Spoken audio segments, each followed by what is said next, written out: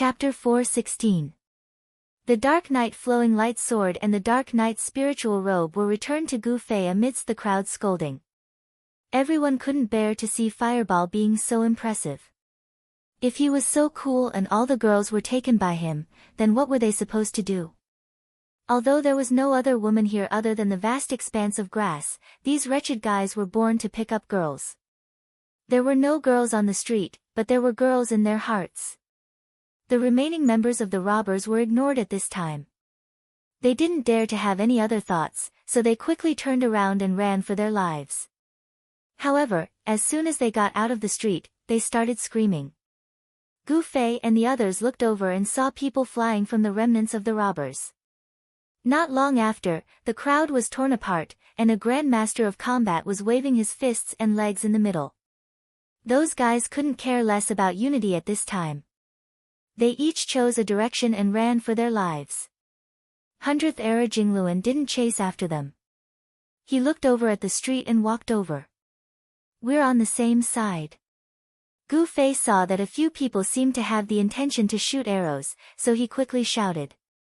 Everyone put down their bows and looked at 100th Era Jingluan running over. He asked Gu Fei, "Where's Jian Nanyu?" "He ran away." Gu Fei was helpless. "Hurry up and chase after him," 100th Era Jingluan said. "I don't know where he went," Gu Fei said as he looked at the immortals in the bushes. He didn't know if they had any information. "I didn't see him." Everyone shook their heads. They also received the final information from their brothers and rushed here. However, they left a bit later than Jian Nanyu and the others, so they didn't bump into them. It wasn't easy to find people in such an unfamiliar place. They were lucky to bump into Jian Nanyu the first time. Now that Jian Nanyu was nowhere to be found, Gu Fei felt helpless. On the other hand, Sakurazuka Tsukuzi and his gang of brothers, who usually had the indomitable spirit of pestering girls, did not have any impatience towards this at all. Gu Fei didn't want to trouble them anymore, but they had already waved their arms and said, "Brothers, let's go. We're going to find them." "How are you?" Gu Fei asked the Encyclopedia of Wisdom. Of course, he was referring to the fact that he had been thrown to another street. "I'm fine." Encyclopedic Classic said, "It's just that the wall over there is a little high." It was a little embarrassing. Centurion was thrown to the next street by the whirlwind slash, but he was not injured. He wanted to come back and continue the chase, but he did not expect that the buildings on both sides of the street were of different heights. One side was a bungalow, while the other side was a small loft. No matter how skilled the 100 Lives strategist was, he could not run to such a height. Helpless, he could only take a detour like a commoner. Jian Nanyu was let go, but he managed to stop the remaining members of the robbers. It could be considered as him venting his anger a little. While the two were talking, the people from the Immortal Society had already left to look for Fireball. Only Fireball was still rubbing against Gu Fei. "Brother Zui, where did you get those 2 items?" Of course, Gu Fei would not hide anything. In fact, they were just strolling around. It was very easy. As the 3 of them strolled around, Gu Fei told Fireball the details of the quest chain from beginning to end. Quest chain. Fireball was a little frustrated. It was officially announced that the quest chain was made up of several random quests, and the probability of 2 identical quest chains happening was extremely low. Obviously, Fireball could not do anything about it. So, Gu Fei turned around and asked Fireball, "How many PK points do you have?" Fireball glanced at it and was shocked by himself, 18. How could he, Fireball, be able to do that? He never dreamed that he would have such close contact with PK points. Gu Fei patted him on the shoulder. "Take care. Brother Zui, you're messing with me again." Fireball wanted to cry but had no tears. At this moment, he was very regretful that he had played that cool back then. With 18 PK points, it would naturally take 36 hours to clear it. PK quest. Fireball was not a top player, so he did not have the guts to do that. Ask for help from his guild brothers? Those perverted men were hitting him when he was down. He should have asked them for help. After some deliberation, Fireball could only look at Gu Fei pitifully. Of course, Gu Fei was not that disloyal. He patted the terrified Fireball and said, "When this is over, I'll clear it for you." Fireball was naturally very touched. He could not help but move closer to Gu Fei. "Then I'll follow you for now." With Fireball's low movement speed, following Gu Fei was really a burden. However, Gu Fei also knew that it was very dangerous to have 18 PK points. Letting Fireball follow him could also protect him. Moreover, there was still no news from Jian Nanyu. It was better to wait for news before hurrying on. Just as he was thinking about the news, Han family young master sent a message in the mercenary channel. "Assassin, how's it going?" "He got away." Gu Fei was regretful. It had been some time since Gu Fei said he found Jian Nanyu. Jian Nanyu had not revived in the warrior camp. Han family young master guessed that Gu Fei did not succeed. However, Gu Fei's failure was obviously more surprising than his success. Han family young master hurriedly asked, "What happened?" "Another group of robbers. I don't know if they are Jian Nanyu's accomplices, but they suddenly interfered." Gu Fei was very regretful. "Oh, then what about now?" "Continue looking." Gu Fei replied. "Go do what you need to do." Han family young master ended the call. The other members of Child Elite Group could naturally see the conversation in the channel. Gu Fei actually failed to take down Jian Nanyu. Everyone was amazed. Yutian Shenming ran back from his sniping spot and looked at Han family young master. "How long are we going to waste?" Han family young master ignored him. He looked at the time and muttered, "Brother Yu." Just as he said these two words, a familiar figure walked out from a cluster of white light in the warrior camp. "Brother Yu, you're finally back." Han family young master finished his sentence. However, Brother Yu did not answer. He quickly took out his little notebook from his pocket and stood on the spot, quickly writing something. The four of them seemed to know what he was doing. No one went forward to disturb him. Brother Yu wrote for a while, then let out a long sigh. He put away his pen and stared at the notebook.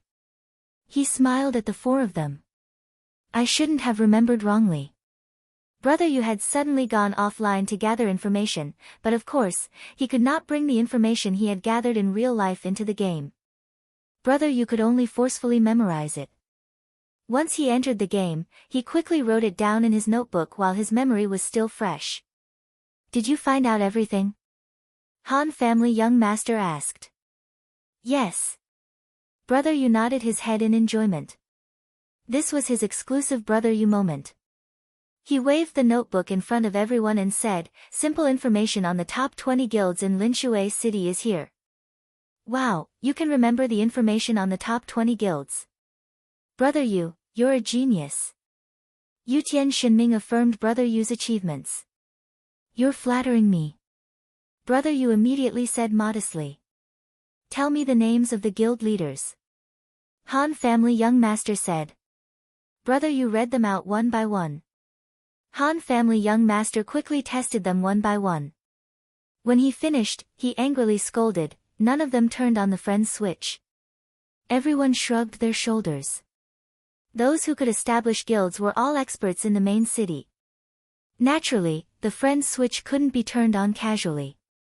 Otherwise, countless noobs would add you as a friend and crazily shout, "Brother, take me. Brother, give me some money. Go to the mailbox." Han family young master waved his hand. "You're preparing." When Han family young master said that he needed these things, everyone did not know his intentions.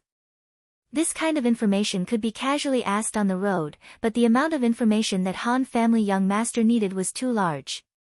Ordinary players could basically say the simple information on 2 or 3 of the biggest guilds. Who would remember 20 guilds?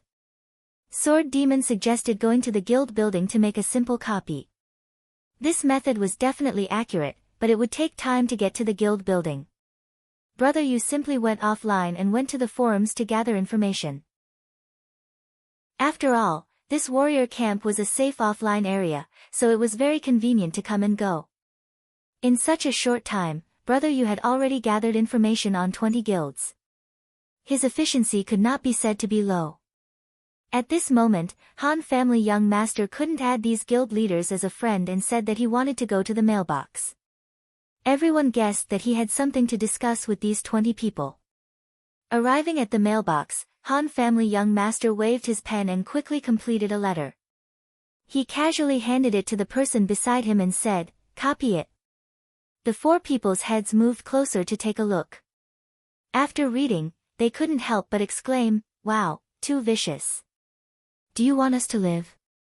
The content of the letter was to inform these 20 guilds that the cleric of Linshui City's Jian Nanyu possessed a resurrection-type skill. More importantly, Han family young master also told them that Green Narrow Guild had already started to fight for this equipment. If the first piece of information wasn't bewitching enough, then the second piece of information cut into the guild's weak spot. This kind of exquisite item would benefit any guild's strength. At this moment, even if some guilds did not have the despicable intention of snatching other people's equipment, they would definitely come out to obstruct their competitors when they knew that there was a competitor making a move. After all this, the main focus was naturally on the fight for the staff. You want all the guilds in Linshui City to be annihilated. Everyone exclaimed in admiration at Han family young master's generosity. I don't know what will happen to the guilds, but if Jian Nanyu and his gang don't die, then it's too unreasonable. Han family young master replied calmly. After that, he urged everyone, make more copies. I want to send this news to all the core members of each guild other than the guild leader. After all, letters were different from short messages. Very few people would immediately run to the mailbox to read the system's notification.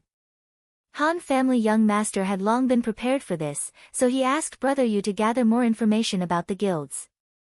Just 2 or 3 guilds might not be able to stir up any trouble. Right now, there were a total of 20 guilds with dozens of guild core members receiving the same letter. Han family young master did not believe that there wasn't a single person who happened to be near the mailbox, so he came to take a look. Furthermore, he had included a gold coin in every letter. This item was attached to the mail, so the system would also give a notification. What was even more amazing was that it would only say that there was a gold coin in the letter, but not the exact amount. Han family young master believed that this gold coin letter would be able to arouse the curiosity of many people. Butterfly Knot, Student Jian Nanyu. I want to pray for you. Chapter 4:17. What are we going to do now? Yutian Shinming asked after seeing that the Han family young master had finished sending the letter. Watch the show. Han family young master said. As soon as he finished speaking, a player hurriedly walked out of a system shop and arrived next to the mailbox. After the 6 gave way to him, he opened the mailbox and took out a letter. He fumbled around inside the mailbox, but didn't find anything. He then tore open the letter and a gold coin immediately rolled out. The player was stunned for a moment before cursing, "Fuck." He picked up the gold coin from the ground and took out the letter. The 5 of them looked at each other and thought, what a coincidence. I got to see a live broadcast of someone receiving this letter. The player opened the letter and glanced at it. His expression immediately changed and he hurriedly ran back to the shop he just came out from. Not long after, he walked out with the other 2. The letter was currently in the hands of the other 2. The 2 of them stared at it intently with just a few sentences. Who sent it? The 2 of them asked the person who had received the letter. I don't know. It was sent anonymously. Letters could be sent anonymously in the game. However, this also meant that they wouldn't be able to receive a reply from the other party. The reply would definitely need to be filled in with the player's ID before it would be delivered. Let's notify the guild leader. Okay. The recipient stood still and sent the message. Not long after, he said in surprise, the guild leader said that he also received a letter with a gold coin. Could it be the same as mine? Who could it be? I don't know. Let's first find some people to pay attention to Green Narrow Guild's movements. The three of them said as they left. How many people are in the city? The last thing the five of them heard was this sentence. Han family young master was startled after hearing this sentence. He then said, I forgot something. What is it? Everyone looked at him. Linshui City is a godforsaken place. It's not easy to gather people. Those who go out to train can only come back when there's a ship. Even if we spread the news to the other guilds, they won't be able to gather many people in a short period of time. Han family young master said. At least a little. Yutian Xinming said. A lot less, said Brother Yu. A player's main lifestyle was to grind for levels and loot. The leveling areas were the main areas of activity. There weren't many players in the city.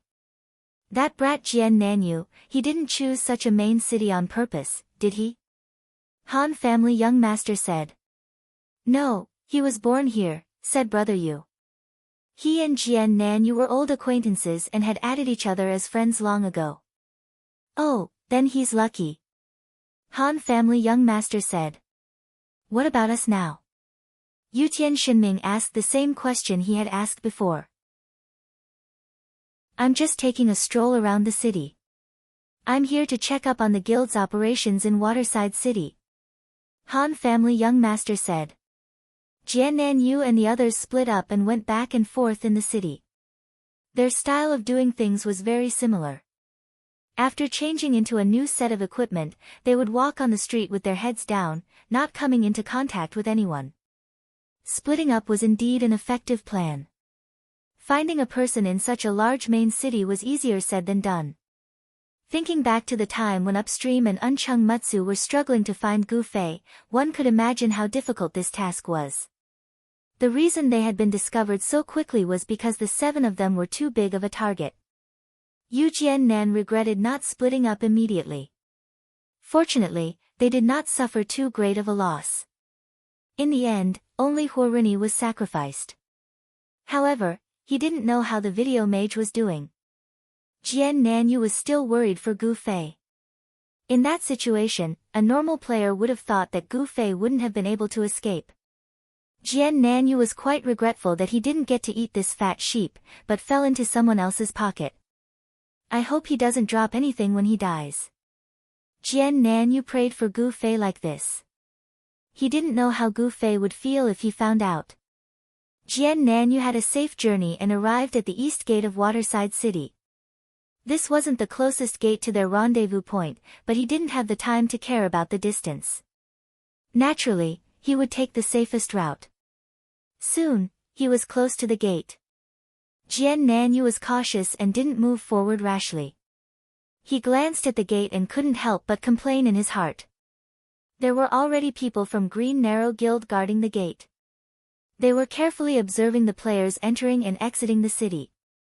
If he wanted to sneak out. Jian Nanyu didn't know if they recognized him. It would be fine if they didn't, but if they recognized him, they definitely wouldn't let him pass so easily. Jian Nanyu, who was considered a resourceful person, couldn't think of a way. He contacted his other guild members and found out that they were all at the gate. However, apart from Blackwater, they were all stuck here. Blackwater was the only one who swaggered out of the city after entering stealth. Which gate are you guys at? Jian Nanyu asked everyone. I'm at the south gate. I'm at the north gate. I'm at the west gate. I'm at the west gate too. Ah, you're at the west gate too. Where are you? Why don't I see you? I don't see you either. From this, it could be seen that their disguise was very successful. They couldn't even find their own people, let alone other strangers. Let's find a gate to meet up with. Jian Nanyu said helplessly. It's too risky to go out like this. Which gate? Let's go to Dao Xiangmu's place. Dao Xiangmu was at the west gate. Thus, the few of them began to carefully move in that direction. From time to time, the people from Green Narrow Guild would run past them in groups of 2s and 3s. Every time they ran past them, they would break out in a cold sweat. However, they didn't expose themselves. Jian Nan Yu and the others were still rejoicing in their hearts. However, they didn't know that their actions had given the Han family young master time to execute his gold letter plan. Out of the 20 guilds in Waterside City, a total of 17 responded immediately after receiving the gold letter. The ones who received the letter were either the guild leader or the core members of the guild. In short, the message had already been delivered. Out of the 17 guilds, 6 of them were relatively casual guilds. They weren't greedy and didn't take the news seriously. The remaining 11 guilds began to pay close attention to the matter. Just like what Han family young master and the others had seen at the mailbox, they immediately gathered people to investigate the situation. Green Narrow Guild had hundreds of people. Some were running around the city, some were guarding the city gates, and some were guarding the various safe zones. The Priest Academy, in particular, was heavily guarded. It was easy for people to notice them. As such, they concluded that the news was not fake. Although they were still suspicious of the source, they immediately issued a summon to the players on the leveling island. It took time to return by boat. Jian Nan Yu's group of 7 wandered around the city, giving them some time. As the enemy's people hurried back, they began to collect information on Jian Nan Yu's group. The more people there were, the more power they could muster. Green Narrow Guild might not be able to recognize all 7 of them, but now that they had spread the net so far, they only knew a little bit about the situation. Although they didn't exchange information with each other, the 7 of them were basically transparent. Each guild displayed their strengths. Those who recognized Flaming Cloak led their teams to search for this face, while those who recognized Dao Xiangmu searched for this face. Everyone split up, and the number of search parties in the city increased. The 7 of them vaguely sensed this situation. Jian Nan Yu immediately reminded everyone, the news might have already spread. Everyone, be extra careful. Fuck, how did it happen so quickly? I don't know.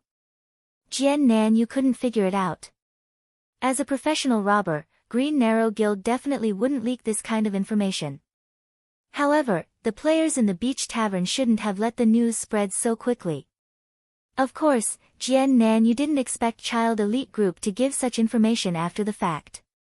Since the 7 of them sensed it, Green Narrow Shadow, the guild leader of Green Narrow Shadow, naturally sensed it too. How did the news spread so quickly? That was the first thought that flashed through his mind. From beginning to end, Painting Narrow Shadow saw the search teams from the 3 guilds, and he also saw the tacit expressions on the leaders' faces when they looked at him. He was certain that the other party's goal was the same as his. Hello, how are things on your side?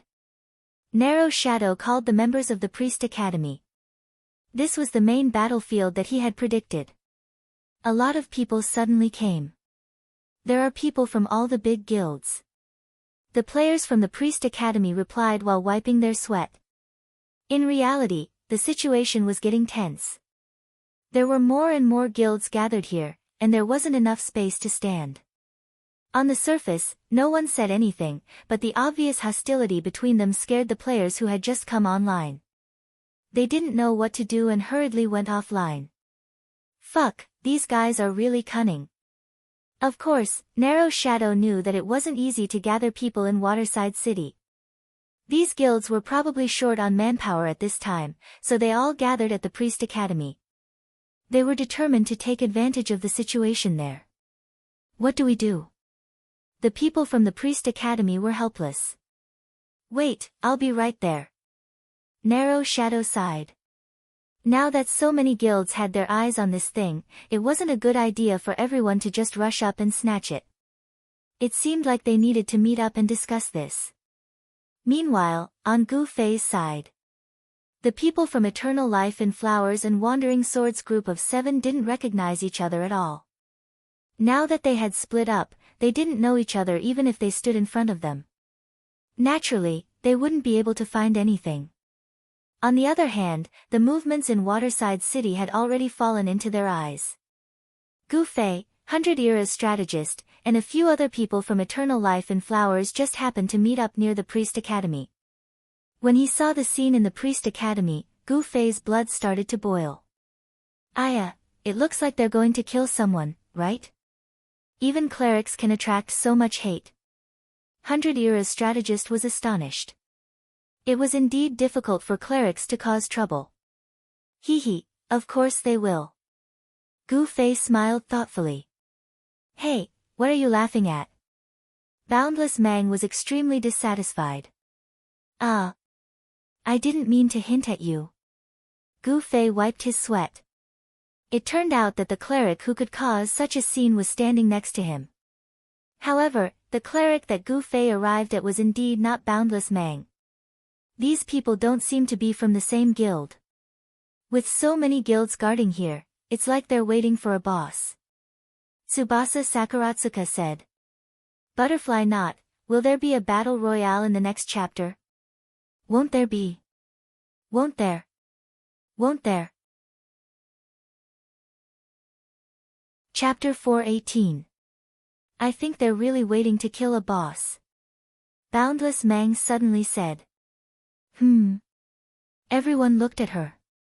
It's obvious that the news of someone reviving in the beach tavern has already spread.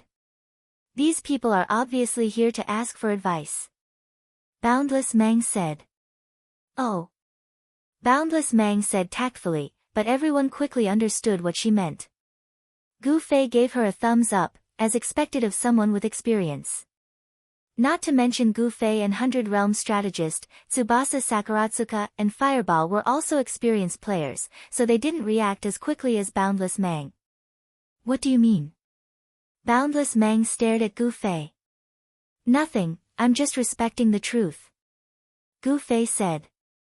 Boundless Mang was speechless because this was indeed the truth. Back in Moonlit Night City, if she found a priest with a revival skill like this, she would definitely lead everyone to ask for advice. However, when she was at her peak, Dust Guild was the only guild that had a monopoly and no one dared to compete with them. It was definitely not like Waterside City, where the guilds gathered outside the Priest Academy. Boundless Mang counted, but she couldn't count them all. In any case, there were already 6 or 7 guilds. This scene seemed a bit familiar. Boundless Mang was slightly startled and didn't know whether to laugh or cry. Back then, when she ambushed people to drop their equipment, it wasn't like this. But when she fell from grace and was hunted down, she was trapped in the Priest Academy. Many guilds raised their flags and squatted outside the academy, swearing to kill everyone. At that time, she didn't feel wronged at all. But now that she knew of Silvermoon's shameless actions, she couldn't help but feel a bit sour when she thought about it. So many people are here, where's the priest? Gu Fei muttered. Boundless Mang came back to her senses and said, they haven't found it yet. They're probably searching the entire city. As soon as they find it, they'll immediately send it over. Gu Fei thought for a moment and said, their intentions are very clear. There's no way Jian Nan Yu and the others don't know about it. Would they still bring the staff with them? There are people in the warehouse too. Mang replied.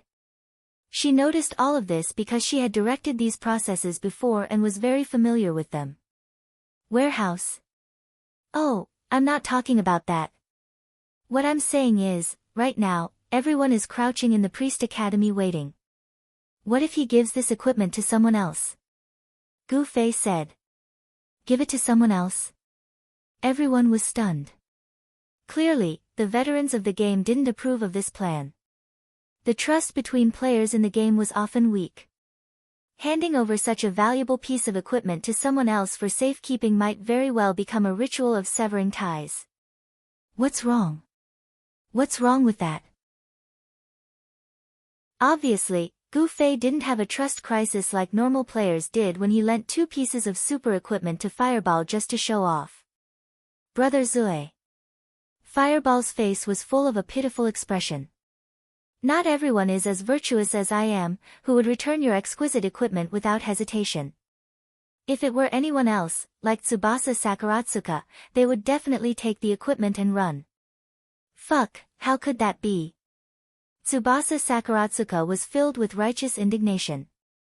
It's not like it's a lurker's equipment. he said. Everyone looked at him with disdain. I think it's possible that they would do that. Gu Fei concluded in a serious tone. The experience of fighting with Jian Nanyo's group of 7 made him feel that their actions might be shameful, but their friendship was not fake. Moreover, they were a group of robbers, so they could be considered a business group. The resurrection staff was probably a collective property. It was just that a priest could use it, so it was normal for it to be transferred. After listening to Gu Fei's analysis, everyone felt that it made sense. Mang Mang added, there are even more people looking for them now, but there's no sign of them. I think they must have split up. Then who would the equipment be on? Fireball asked. A thief, I guess. Gu Fei guessed. Everyone nodded their heads.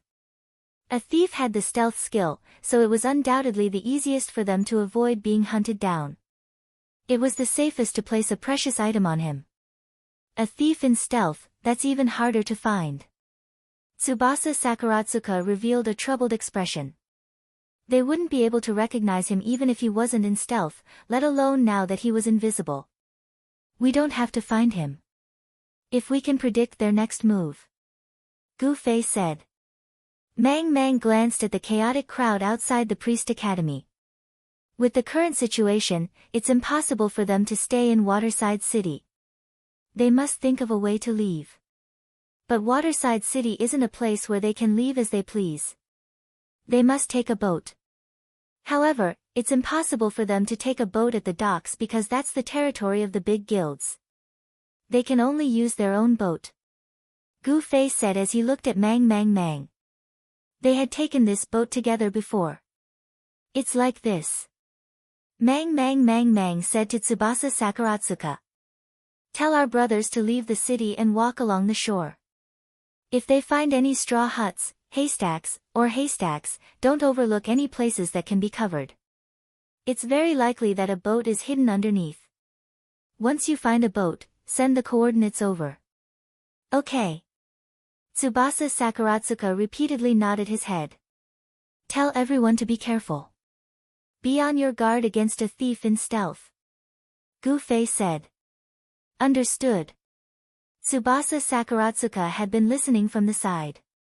He had long since understood the meaning behind Nya Yan's words. He immediately sent a message to his brothers, telling them to go to the shore to find a boat. A place where things can be covered. The brothers of eternal life among the flowers began to display their wretched imaginations. Won't a pair of wild mandarin ducks be revealed after we open it like this? Wow, that's a possibility. Exciting. This is too exciting. Let's go. Their morale was immediately boosted. Tsubasa Sakuratsuka happily nodded his head and said, our brothers have already gone. At this time, Baisher Jingluan, who had been silent all this time, nudged Gu Fei and said, hey, our target seems to be Jian Nanyu. It's not this resurrection skill equipment, right? Immediately, the other three's gazes focused on Gu Fei. They thought to themselves, so you're also greedy at the sight of wealth. However, Gu Fei's expression was calm. Who said that my target is a skill equipment? This escape route was something that Jian Nanyu had to take. Finding the boat is equivalent to finding Jian Nanyu. I see. Baisher Jingluan nodded. But that skill equipment sounds very valuable. If it's convenient, let's drop it. Robbery? That's not a good idea. Gu Fei wiped the sweat off his forehead. Robbery, robbery. This seems to be the idea that you gave me at the beginning, right? Baisher Jingluan said. Really? Gu Fei thought about it and it seemed to be the case. In the beginning, he did suggest that Baisher Jingluan rob the robbery party. Later on, it was Brother Yu and the others who analyzed that there wasn't much profit to be made from robbing the party, so this proposal was abandoned. Looking at it now, Jian Nanyu's group still had some profit to be made. If that's the case, let's rob it if it's convenient. Gu Fei decided. If that's the case, we need to leave someone at the Thieves' Guild. Boundless Mang said. Why don't you go there? Gu Fei said to Baisher Jingluan. Only one of them could stay at the Thieves' Guild. This was because thieves knew how to go stealthily. Only the two of them could sense their auras. All right. Baisher Jingluan nodded his head cheerfully. Then let's also go outside the city to find a boat. Gu Fei said to the other three. Everyone nodded their heads. Afterwards, Baisher Jingluan went to the Thieves' Guild alone to set up an ambush, while Gu Fei, Fireball, and the other two headed out of Linshui City. On the way, Gu Fei sent a message to his brothers in the mercenary group. What are you guys busy with? Inspecting work. Han family young master replied. The five of them walked around the city and occasionally saw small teams searching everywhere. They felt that their hard work wasn't in vain and were very gratified. Their group movement attracted many suspicious gazes. However, no one rashly attacked them because everyone was sure that it wasn't these 5 people. Look, there are 5 people with the right profession. Is it them? The first person to discover them would always say this. Then, the second person would come to the conclusion after a closer look. No, it should be all men. There shouldn't be any women. Oh. Everyone looked at Han family young master in relief. Of course, this was all in the dark, so the 5 elite team members didn't know about it. After walking for a while, they finally arrived at the Priest Academy. There were even more people than when Gu Fei and the others stayed there. The leader of the Green Narrow Guild, Red-Green Narrow Shadow, was also there. He was nervously discussing with the other guild leaders who had just arrived. In their eyes, Wandering Sword's group was already a plate of fat meat on the dining table. It was inevitable that they would be eaten. The problem was, with so many pairs of chopsticks, who would be able to reach them? It would be a chaotic battle, and whoever picked them up would keep it. This method couldn't be said to be unfair, but the problem was that if they really did it, the people who got close to the priest would be killed before the priest died. This wasn't something that anyone wanted to see. Since the managers were all here, everyone decided to discuss a harmonious and unified method. Seeing this group of people with the mentality that they couldn't wait for everyone else to die, yet they still wanted to sit together and discuss in a pleasant manner, Han family young master sneered. What's wrong? Everyone hurriedly asked. Those who were familiar with Han family young master knew that although this guy was scheming, he wasn't the type to not show his emotions. When he smiled warmly, it meant that you were in trouble. When he smiled coldly, it meant that you made a mistake, and he was laughing at your idiocy. Let's go. Han family young master didn't have any interest in staying at the Priest Academy for another second. He called for them to leave. Where are we going? Everyone asked. We're going to walk around outside the city. Han family young master said. What's there to walk around outside the city? Everyone didn't understand. Linshui City is already in such a mess, how can Wandering Swords group survive? They're definitely thinking of a way to leave. Han family young master said. But can they still leave? Along the way, they looked at the city gates. As the players who went out to level up returned, the guards at the city gates became more and more full. There's always someone who can leave. Han family young master said. Who? Thieves. Butterfly Knot, who is the target? Who will answer? Chapter 419. Waterfront City West Gate. Finally, Jian Nanyu managed to move to this side without any mishap. Is everyone here? He asked the others in the channel. Yes. The other 5 replied. At this time, Jian Nanyu was still in a small alley. He peeked outside and only found the glue that was pretending to be a stall in the small street market on the street of the city gate. Glue had often set up stalls on the street near the city gate when he was still a beginner. He was able to put on a show and no one suspected anything. As for the other 4, Jian Nanyu scanned the area carefully but still couldn't find them. He was satisfied. He couldn't even recognize them, let alone those strangers. Danan, what do we do now? Do we charge out? The one who sent the message was Flaming Cloak. It's a little troublesome.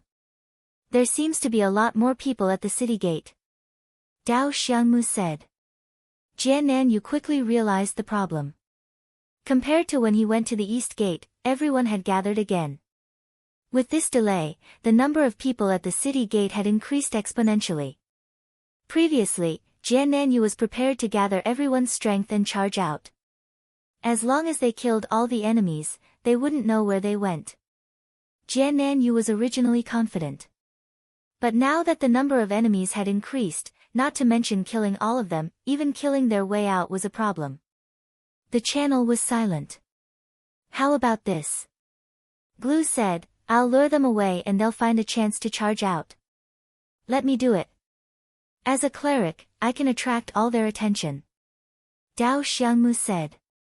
Everyone was silent. Dao Xiangmu's words weren't wrong. Glue would definitely not be able to attract all of the enemy's attention. Only a cleric would have a chance. However, the problem was that Glue was an archer and had an advantage in speed. There was a chance for him to escape, but if a cleric was exposed, he would definitely die. Then I'll go. No one spoke. Dao Xiangmu had made up his mind and was about to appear. Jian Nanyu suddenly sent a message, no one go. Why? Dao Xiangmu was puzzled. Jian Nanyu was never an emotional person. It's useless even if you lure them away. If you stand out, you'll be killed. How many steps can you take? Jian Nanyu said. Dao Xiangmu thought about it and agreed. How could someone without speed lure the enemies away? He would be killed before he could even take 2 steps. Then what do we do? Someone asked. Listen to me. Jian Nanyu already had a plan in mind. Good idea. After Jian Nanyu finished speaking, everyone slapped the table and cheered. At this moment, more than 10 guilds of Waterside City had gathered at the western city gate. Everyone was a team with perfect class composition, and they all wanted to occupy the best position under the city gate. The atmosphere was very incompatible, and they all looked at each other with fire in their eyes. They were waiting for the results of the negotiations between the presidents of the Priest Academy. If there was any disagreement, this place would immediately turn into a battlefield. At this moment, every team was preparing for battle, calculating what kind of methods they should use once the battle began. But at the same time, they did not forget another important mission: keep an eye on the players coming and going. The atmosphere was so tense that it was about to freeze. Everyone's palms were sweating as they gripped their weapons. Suddenly, on the street closest to the city gate, a priest rushed out in panic. At this moment, the eyes of the players below the city gates lit up. Is it him? Just as this trace of hesitation flashed in everyone's hearts, they saw an arrow fly out from the alley that the priest ran out from, and hit the priest's shoulder. The players below the city gate were already in an uproar, and they moved closer to the priest without any prior agreement. The priest's footsteps did not stop. He wanted to continue running, but a chain of fireballs chased after his footsteps and hit his back. At the same time, a homing arrow flew over. A white light flashed. But within the circle of light, an object fell down. With a bang, the object fell to the ground. When the white light dissipated, everyone could clearly see that it was a magic staff. Almost at the same time, an archer had already rushed out from the alley. He glanced at the approaching players, and hurriedly rushed towards the magic staff on the ground. But immediately after, a warrior valiantly rushed out and used charge to hit the archer's waist. The archer was sent flying with a whoosh. The warrior wanted to pick up the magic staff, but his movement was a bit too slow. The experts below the city gate had already reacted. Roaring angrily, the mage's spells and the archer's arrows flew out at the same time. With the magic staff as the center, the mages set the surroundings ablaze, while the archers fiercely shot at the warrior. How could the warrior take even half a step forward? In a panic, he retreated back into the alley. Quick, the magic staff! A shout came from who knew where. The various guilds' teams fiercely rushed forward. Those with greater speed had already surpassed the crowd, but when they were still a few steps away from the magic staff, flames immediately fell from the sky, turning them into flying ash. Everyone stopped in their tracks. At this moment, anyone who dared to pick up the magic staff would immediately become the target of everyone. After this pitiful player was sacrificed, everyone thought of this logic. For a moment, everyone looked at each other. The magic staff was just a few steps away from them, but no one dared to go and pick it up. Everyone was quickly discussing in their private chat channels what they should do. Some people had already reported the situation here to the guild leaders. The priest school was already in a mess. The guild leaders were still discussing the current situation, unable to find a suitable solution. Then, they saw a priest resurrect in the priest school. Before anyone could see clearly, the priest went offline with the white light of resurrection. While everyone was still in a daze, they received a report from the west gate: a priest has died, and a magic staff has been dropped. When the guild leaders heard this, they immediately led their members and rushed towards the west gate, understanding the situation and the details of the situation along the way. The magic staff is on the ground, no one dares to touch it. This was a good situation, but not a long-term solution. This was because the items on the ground would be refreshed when the time was up. And this time limit was only 5 minutes. From the priest school to the west gate, even the fastest person couldn't reach it in 5 minutes. In other words, before the guild leaders arrived with their people, someone had to pick up the magic staff. Otherwise, everyone would be drawing water with a sieve. At this moment, the guild leaders were considering the fastest possible situation. They all reminded their subordinates, look for opportunities to snatch the magic staff. Even if you can't get it, you must see who picked it up in that person's class.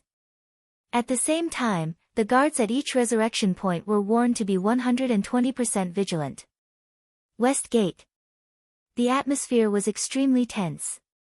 At this time, it had been half a minute since the magic staff had fallen to the ground. It seemed like no one was moving, but in reality, the people in the front row were moving forward in an extremely imperceptible way. Everyone wanted to enter a certain range, a distance where they could reach out and pick up the magic staff. That way, even if they died immediately, it would be worth it. Unless his luck was extremely bad, and his death just happened to drop the staff he had picked up. After a minute, everyone's intentions were exposed. At this time, they had actually shortened the distance by 1 step. This was a change that could be seen with the naked eye. The players in the back row were a little surprised. In their eyes, unknowingly, the players in the front row had actually opened up a distance between them by 1 step. Only now did they realize that the effect of many a little makes a mickle was truly terrifying. Someone suddenly rushed out from the front row. In reality, when everyone stood in a row, it was impossible to be at the same distance from the magic staff. Some people were slightly further away, while others were slightly closer. The person who attacked was the closest to the magic staff. He was only 2 steps away, a distance that could be reached with 1 step and a bend. He finally couldn't hold back and made the first move. He was fast. But others were faster than him. He was the closest to the magic staff, but someone was closer to him than he was to the magic staff. The 2 players beside him immediately attacked when they saw this guy move. The 2 of them worked together and killed him on the spot. And among the 2, one of them was more cunning. He used this opportunity to cleverly advance his position, and after his successful attack, he wanted to grab the magic staff.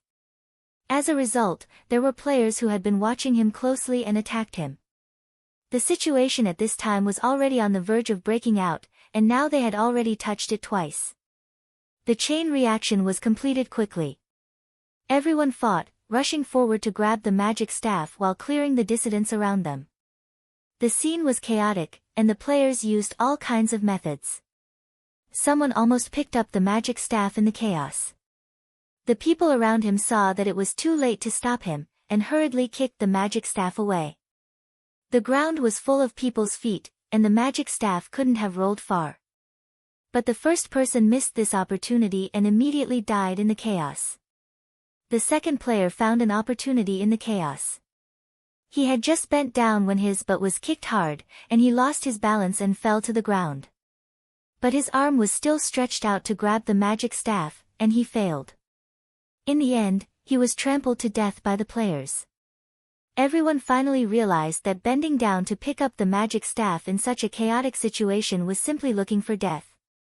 So no one made such a rash move. The players who rushed close to the magic staff all desperately stretched out their legs, trying to step on the magic staff. Crowding, fighting, spells, death. The players who had nothing to do with them looked at the scene in front of them in horror. At this time, Jian Nanyu and a few of his brothers were sneaking out of the alley at the side, and they walked out of the west gate.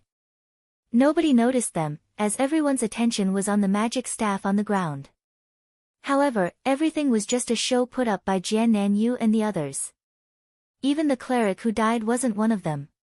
He was just an extremely low-level newbie player that they had randomly identified on the street. He convinced the newbie player to sacrifice himself with 50 gold coins and a decent piece of cleric equipment. As for the magic staff on the ground, it was just an ordinary magic staff that the newbie player threw to the ground the moment he died. Anyone could do that. Jian Nanyu predicted that these guys would have preconceived notions when they saw the scene just now, and nobody would think that it was just a show and use appraisal to verify its authenticity. Jian Nanyu was the last to walk out of the west gate. He looked back at the players who were still fighting over the ordinary magic staff on the ground, and left a disdainful smile. Chapter 420. On the shore of Waterside City, the Brothers of Eternal Life were treading on the waves and searching for grass. As a lurker, their movement speed was extremely fast. It was easy for them to find something as big as a boat, so their efficiency was extremely high. The 30 or so players circled around the shore of Waterside City in a clockwise direction.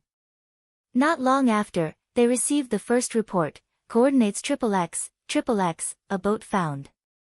Just one. Tsubasa Sakuratsuka replied. I searched carefully. Nonsense. How could I not see such a big thing if there were two? Tsubasa Sakuratsuka didn't receive any respect from his subordinates. Stay behind. Tsubasa Sakuratsuka said. Along the way, they specifically asked around about the private boats in Waterside City and confirmed that most of the boats here were the same. It wasn't that players didn't like to pursue individuality, but that ordinary people didn't know how to make a boat. These boats were all made by a shipping company in the city. This shipping company was actually a mercenary group. It was said that it was formed by a group of players who had knowledge in this field. This group of people seemed to have discovered this business opportunity not long after they were born in Waterside City and established a shipping company. As the game developed, their lineup also continuously expanded. No one knew the standard of the players in the group. In short, the people in the shipping company were relatively wealthy. After all, Waterside City was a monopoly organization. According to the shipping company, this type of boat that could carry 5 people was the limit of the tools and materials that could be found in the game. Therefore, the private boats owned by players could only be smaller than this. It was impossible for them to be larger. From this, it could be seen that if Jian Nanyu and the others wanted to go on a road trip out of Waterside City, one boat definitely wouldn't be enough. They needed 2, which was why Tsubasa Sakuratsuka confirmed that there was only one boat. Although they knew that Jian Nanyu and the others needed 2 boats to leave together, they didn't dare to confirm that they would park their boats together. Therefore, they could only leave people at the places where the boats were found. In the end, as the second, third, and fourth reports came in, Gu Fei and the others realized that they might not have enough manpower. Currently, every main city in the game had a population of several 100,000. Waterside City was no exception. In Linshui City, having a private boat was a way to display one's status. Some experts, pretentious criminals, or rich people liked to own a private boat to keep up appearances. Legend has it that driving one's own boat and carrying a beauty on the water was the highest goal of picking up girls in Linshui City. This was the same logic as driving a small car to chase after beauties in real life. If the boat was rented or borrowed, or if it was simply a system ferry similar to a public bus, then the grade of the boat would drop by a lot. Due to all these reasons, the number of players in Linshui City who owned a private boat wasn't high, but it wasn't low either. The 30 or so people under Tsubasa Sakuratsuka's command were quickly annihilated after they were sent out. At this time, each of them had discovered a boat and were guarding it according to Tsubasa Sakuratsuka's instructions. However, there was still a large area along the water that had yet to be explored. How do we do this? Tsubasa Sakuratsuka was worried. He looked towards Gu Fei and Boundless Mang, the two people who planned this operation. Gu Fei thought for a moment before saying, "Let's have our brothers take a closer look at the boats we found. Maybe some people will put some sort of mark on their own boat. If they discover that it's clearly not Tsubasa Azuma's, then don't guard it." "What are the names of Tsubasa Azuma's group?" Tsubasa Sakuratsuka asked. This question stumped Gu Fei. He only knew Tsubasa Azuma, so he hurriedly asked Brother Yu. Brother Yu lived up to his reputation as an intelligence-gathering expert. That day, when he suspected that the remaining members of Wandering Sword's group of 7 were the characters that had disappeared from the top 10 in the recent update, he immediately went to investigate the members of the top 10 one by one. Tsubasa Azuma's group of 7, Warrior Tsubasa Azuma, Thief Blackwater, Sorcerer Flaming Jacket, Archer Glue, Priest Inakamu, Paladin Invincible Lucky Star, and the other priest was not a member of the top 10. Gu Fei told the results to Tsubasa Sakuratsuka. He was also quite regretful. "There's still one person we don't know. Sigh, there's nothing we can do. Let's have our brothers search like this for now." After Tsubasa Sakuratsuka gave the order, the 30 or so people got busy again. After a careful investigation, they discovered that there were players who had carved their names on the boats. Their names were not on the boats of the 6, so no one paid any attention to them. Unfortunately, only half of the players used the simple method of carving their names. The other half also made marks, but they used drawing to express themselves. They looked like scribbles, making it hard for people to identify them. Naturally, they couldn't give up on guarding the boats. However, they could finally split up some people to continue working. The remaining people were also arranged to move around as much as possible. They just needed to keep the boats that they found within the range of their eyes. "Let's hurry up," Boundless Mang said.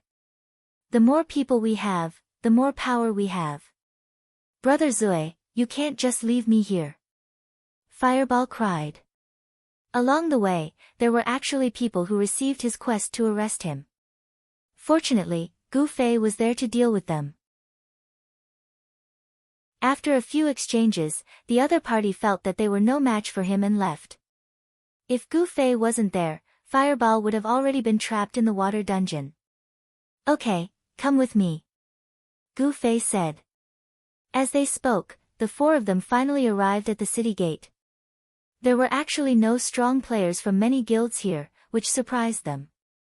"Looks like Blade has already left the city. We need to hurry," Gu Fei said. Fireball saw the situation and knew that if he continued to drag things out and slow down Gu Fei's movements, it would be a bit annoying. In the end, he gritted his teeth and said, "Brother Zui, hurry up and go. I can do it myself." "Okay, you be careful. I think you should go to the beach at the pier and drink some wine. If you're there, the people who received the quest won't dare to touch you."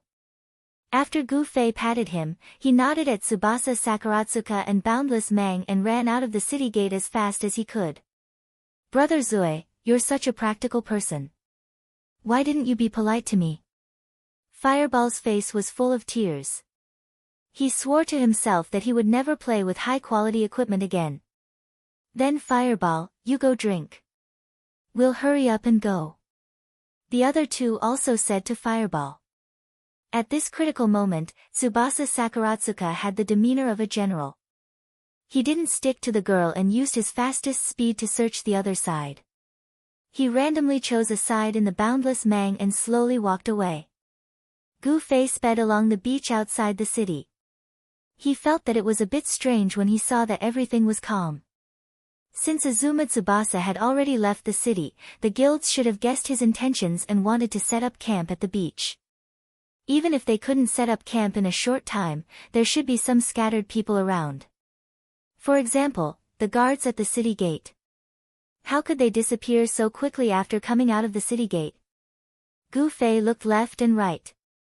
Other than Sakurazuka Tsukuzi, who had just come out with him, and the vast expanse of grass, there was no one else. Of course, Gu Fei didn't know that the scene at the west gate had already changed the situation. After a few minutes of fierce and chaotic struggle, someone finally took advantage of the opportunity when he fell and ruthlessly snatched the staff from his hands. Although he was quickly slaughtered amidst the crowd's cries of surprise, he was very happy that he managed to get his hands on the magic staff. This person was a warrior. When he resurrected at the warrior camp, he was still holding the magic staff in his hand. After he couldn't wait to admire the magic staff's attributes, his whole body was already numb. At this time, his guild master had already received the good news of him snatching the magic staff and immediately sent a congratulatory message. In the end, he received a bitter reply from the warrior, "Guild master, we were tricked." At the same time, he sent the magic staff's attributes to the guild master. It was an extremely ordinary magic staff, but it was easy for people to understand that they had been tricked. The guild master immediately sent an order to the other guild members, immediately chase out of the city. Then, he was about to tell the other guild masters about this situation, but the moment before he sent the message, he suddenly stopped. Why do I have to tell the others? He suddenly asked himself this question. The others don't know that the magic staff is fake. Seeing our people snatch it, they definitely won't be satisfied. Therefore, they will definitely gather at the warrior camp. Since their attention has been successfully diverted, aren't we the only ones who know the true whereabouts of the magic staff? That was close, I almost did something stupid. The guild master quickly deleted the message he had just written and sent it to the warrior who sacrificed himself to pick up the magic staff. You've worked hard. Go offline and rest for a while. Ah. Why? The warrior didn't understand. The guild master didn't hide anything and simply explained his thoughts. This warrior really didn't care about personal matters for the sake of the guild. He nodded happily and went offline. Everything was as the guild master had predicted. Although the other guilds didn't manage to snatch the magic staff, they clearly saw who had it. At this time, after reporting it, the guilds had already started moving towards the warrior camp, ready to use their actions to shed all pretense of cordiality. In the end, before they could do anything, the comrade who stayed behind at the warrior camp sent a message. That warrior immediately went offline after reviving. Fuck, he moved so fast. The guild masters were all furious. No matter how good an individual was, no matter how powerful a guild was, they could only scratch the wall in pain when faced with going offline. Fuck, guard the warrior camp 24 hours. Don't let go of anyone who came into contact with that guy. A guild master had already gone crazy and issued such an order. As the person in charge of this event, Narrow Shadow was also very angry. He communicated with the guild masters one by one, venting his displeasure in his heart. It's rare that everyone is free. Come to my tavern on the beach for a drink. It's my treat. Narrow Shadow sent out an invitation. Some guild masters who liked to vent their anger immediately agreed. Others felt that Narrow Shadow's invitation this time seemed to have a deeper meaning. In the end, no one refused. All right, I'll wait for everyone at the tavern. See you there. After Narrow Shadow sent this message, he started walking towards his tavern on the beach. There was a smile on his face the entire time. He didn't look like he was angry in the message at all. Chapter 421. The sun, the waves, the beach, and a group of people running like dogs. Gu Fei was one of them. Since he already knew that Jian Nan's group of 7 was outside the city, finding a boat was no longer important. It was more important to quickly find the people. The area outside of Waterfront City was not as vast as a main city, because there was a body of water not too far away. The terrain here was relatively simple. It was mainly a sandy beach without any ups and downs. Occasionally, there would be flowers, grass, and trees, but they were not very big. A small forest could be counted, but it was definitely not a forest. Therefore, the view here was relatively vast. Gu Fei looked around as he ran along the coast. In reality, he was going in circles around Waterfront City. After going in circles, Gu Fei finally saw a group of people. There were far more than 7 people. It was clear that they were not Jian Nan's group. However, they were still in a hurry, carrying weapons in their hands and emitting a murderous aura. At the same time that Gu Fei saw them, the other party also noticed Gu Fei. 4 people suddenly separated from the group and ran towards Gu Fei. "What do you do?" The 4 immediately asked when they arrived in front of Gu Fei. Their tone was not very friendly. "Nothing, just running." Gu Fei replied without batting an eyelid. "Running?" The other party was stunned. Life is about movement. Gu Fei ran and jumped a few times in a professional manner. He was a physical education teacher. The other party looked at him as if they were looking at an idiot. Gu Fei grinned. The 4 stared at him without blinking, as if they were hesitating about something. "What do you guys want?" "If there's nothing else, I'll continue running," Gu Fei said. The 4 didn't reply. It seemed that they were still hesitating. Gu Fei smiled again and said, "Goodbye." Then, he ran around the 4 of them. At this moment, the 4 suddenly made up their minds. After shouting, "Stop," they pounced towards Gu Fei. Their group was still advancing when the leading player suddenly received a message, "Fuck, we're dead." "What?" The leader didn't understand. "That bastard killed us," the man repeated. The captain was startled and quickly turned his head to the side to look. The mage in black continued to run forward on the beach as if there was no one around, and the 4 brothers who had just passed by had disappeared. The captain's jaw dropped. He couldn't believe it. Because he was in a hurry, when he saw this suspicious character, he randomly sent 4 players to question him. In the end, the other party's answer was strange. Just in case, he gave the order to kill him. The 4 players were all good players, so he didn't think it would be a problem to deal with a mage, so he didn't even look back and continued to lead the team forward. In the end, less than 5 seconds after he gave the order, the news came that the 4 of them were dead. This was simply inconceivable. Even if this mage was an expert, there should have been a process of entanglement when fighting with the 4 of them, right? How could he defeat all 4 of them in 5 seconds? The captain's face was solemn as he asked the dead, "How did you die?" "He killed him instantly." "Instant death? You were killed instantly by a mage?" The captain was shocked. He was talking to a warrior. The term instant death was usually not associated with warriors, unless they encountered a boss that was many levels higher than them. "Yes," the other party replied with absolute certainty. The captain looked towards the beach again in shock. "Damn! This mage runs so fast!" he exclaimed again. In the time it took to send a few messages, the mage had already surpassed their team and left them in the dust. Previously, he had only noticed that there was a stranger on the beach where there shouldn't be anyone, so he didn't pay much attention to the details. Now that he was paying attention, he found that this mage was full of strangeness. This person's background was unknown, and he didn't know if he had anything to do with what they wanted to do. Should he continue to entangle with him? The captain couldn't make up his mind. If this person was just an ordinary character, he would have killed him just now. Why would he have so much trouble? But he was also an expert, which made him feel very troublesome.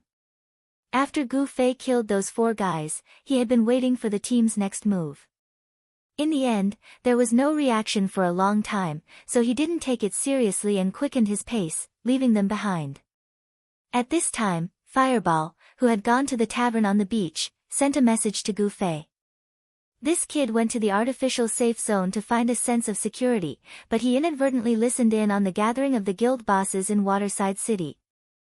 Fireball, who was listening attentively, more or less heard the whole story and learned about the incident where the staff had been dropped at the West City Gate. At this time, the staff had already been obtained by a guild called the Munitions Factory. The person who had picked up the staff had immediately gone offline, and the guild leaders were currently sulking over this matter. The item has already been dropped. Gu Fei was startled when he heard this news. He couldn't help but look back at the team that had already fallen behind him. Gu Fei could only think that such an existence had something to do with Jian Nan's group, but the problem was that other than himself, the others were obviously here for the resurrection skill equipment. Now that the staff had been dropped, why were these people still searching for something outside the city gate? Ask around and see what the guild emblem of the munitions factory looks like, Gu Fei replied to Fireball. After sending the message, he turned around and sprinted towards the team of players.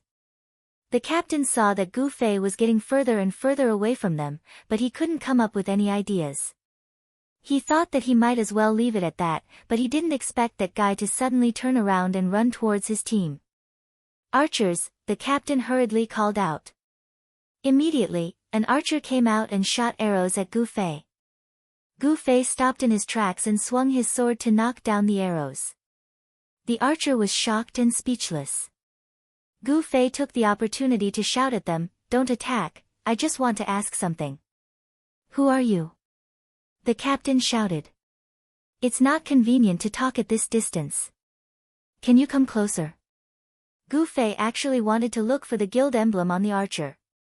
He didn't think about it when he killed the 4 people in a second.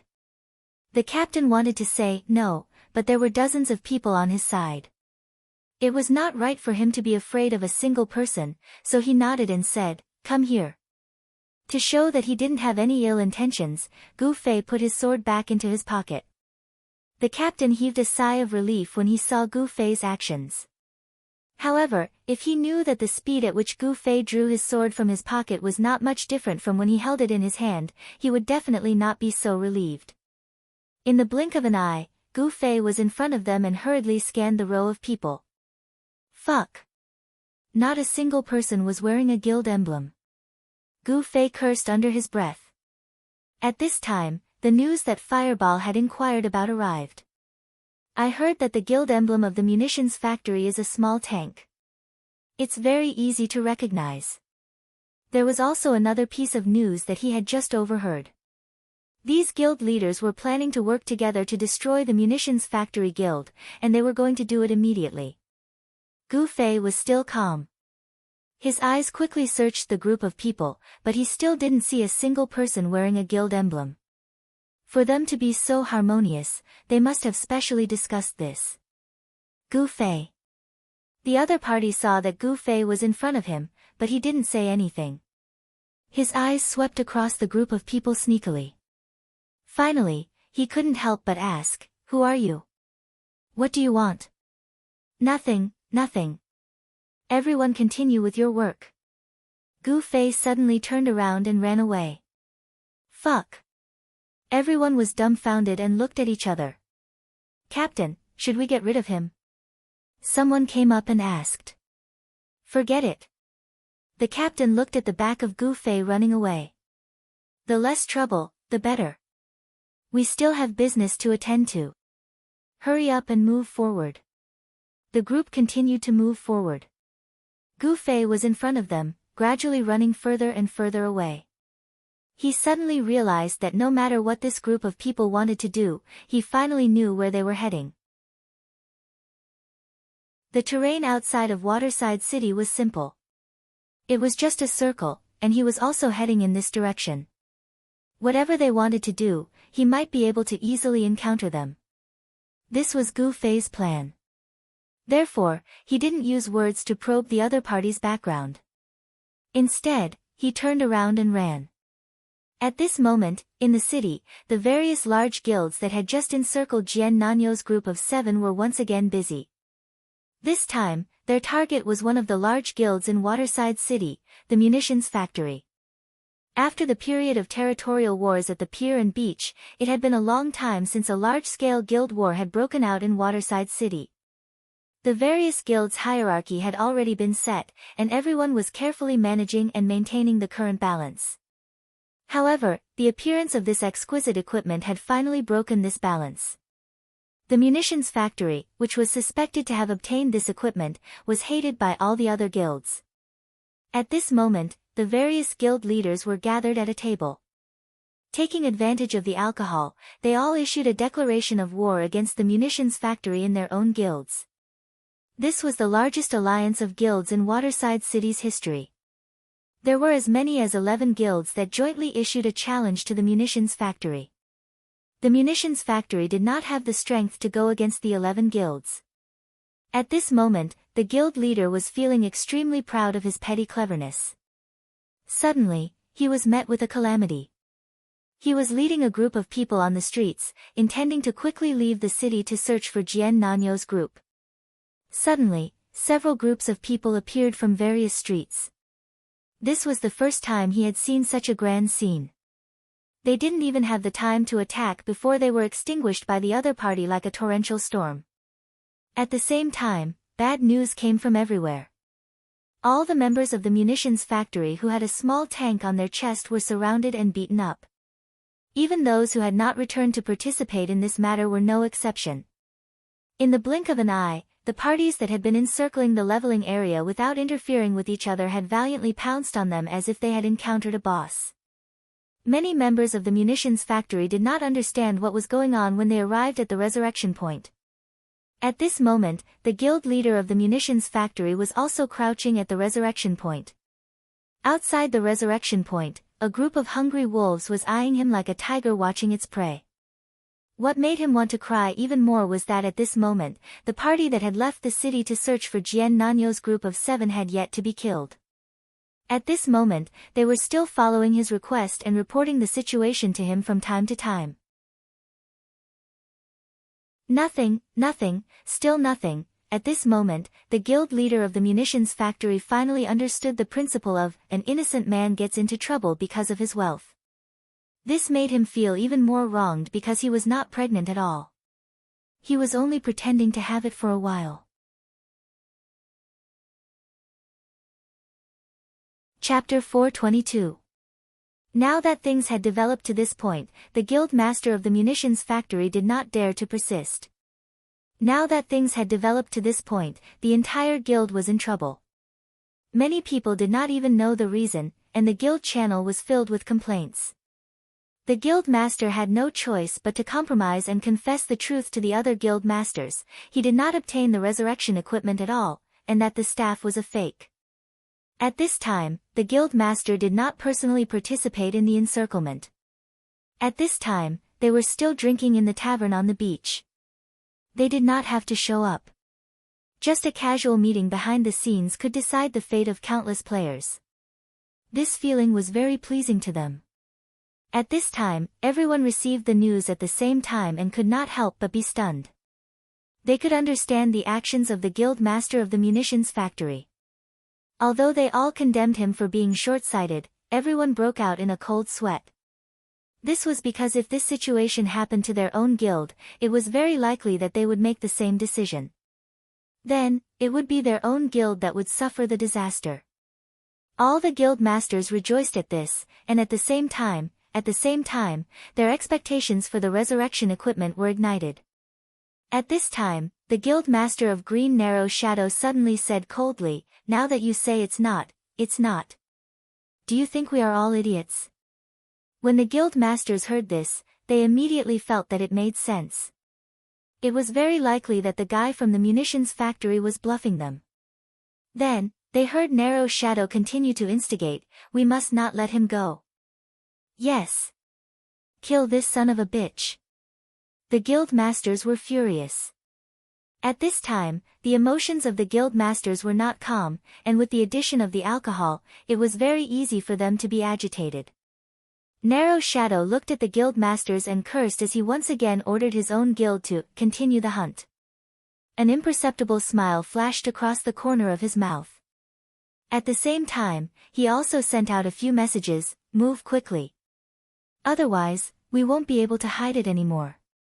Although the guild masters appeared to be very agitated, Narrow Shadow believed that there must be more shrewd guild masters among them who were preparing for a backup plan. They continued to chase after the people from the munitions factory while continuing to search for the whereabouts of Jian Nan and the others. The area outside of Waterside City was not large, and the field of vision was wide. It was not suitable for a secret operation.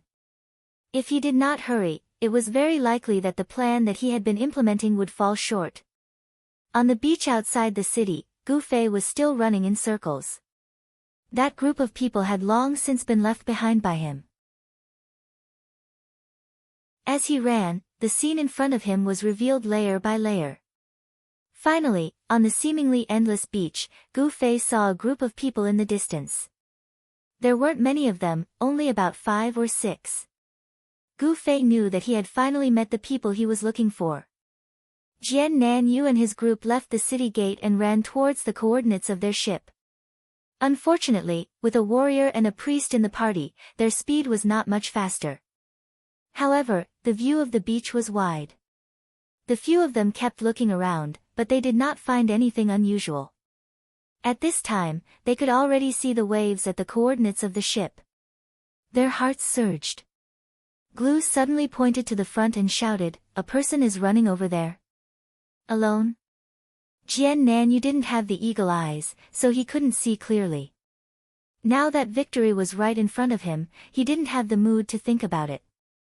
He just urged everyone to hurry up. Glue kept staring at the figure. The more he looked, the more familiar and scary he felt. Finally, he roared, "Damn it, it's a video mage. This brat is really haunting us." Everyone sucked in a breath of cold air. "But he's only one person," Fire Burning Clothes said. Everyone's faces suddenly showed joy. Because of the collaboration between Gu Fei and Hundred Era's strategist, they had some scruples. If it was just one person, Jian Nan Yu believed that with the cooperation of their elite team, there was no one in the game who could challenge them alone. "Keep going. If he comes over, take care of him," Jian Nan Yu said. "He escaped from that street. It's impossible that he doesn't have PK points on him, right? If he's lucky, maybe he'll drop his equipment." Everyone began to imagine a beautiful future. As the 6 walked, they paid attention to Gu Fei's movements. Jian Nan Yu sent a message to Blackwater, and after confirming his existence, he informed them to be completely prepared for battle. Gu Fei approached quickly. In fact, he was already in the archer's attack range, but Glue didn't move. They knew that this kind of attack was meaningless against Gu Fei. They waited patiently, waiting for Gu Fei to get close enough. They would first cut off his retreat and then slowly take care of him. 1 step, 2 steps, 3 steps. The few of them were secretly counting the distance between them and Gu Fei, constantly exchanging glances with each other. They had already figured out a good way to run, and their hands were ready to use their skills. Just when they had gathered all their strength, Gu Fei suddenly stopped in his tracks. He didn't make a move. He just raised his hand and pointed behind the 6 of them, signaling them. "Don't be fooled." Jian Nan Yu thought that this was Gu Fei's trick to divert their attention. Perhaps when they turned around, Gu Fei's attack would follow. However, Blackwater, who was slowly approaching Gu Fei from the other side in stealth, also saw the scene behind Jian Nan Yu's group. He immediately sent a message in shock, "Da Nan, behind you." It was impossible for Jian Nan Yu to suspect his own brother. He quickly turned around and saw a group of men and horses charging at them at the fastest speed on the coastline. The archers in the front row had already set up their bows and arrows. They would be able to attack in a few steps. How is this possible? Jian Nan Yu was shocked. He wasn't surprised to see Gu Fei here. After all, Gu Fei wasn't the target of his fake staff strategy. However, the group in front of him was obviously from the guild. They should be fighting each other now. Even if they reacted quickly, they shouldn't be able to organize their people so quickly. Their opponents were lined up neatly and had meticulously assigned classes. It was obvious that they had prepared well in advance. Not only did it mean that their opponents didn't fall for the trap, but they also seemed to have known their movements all along.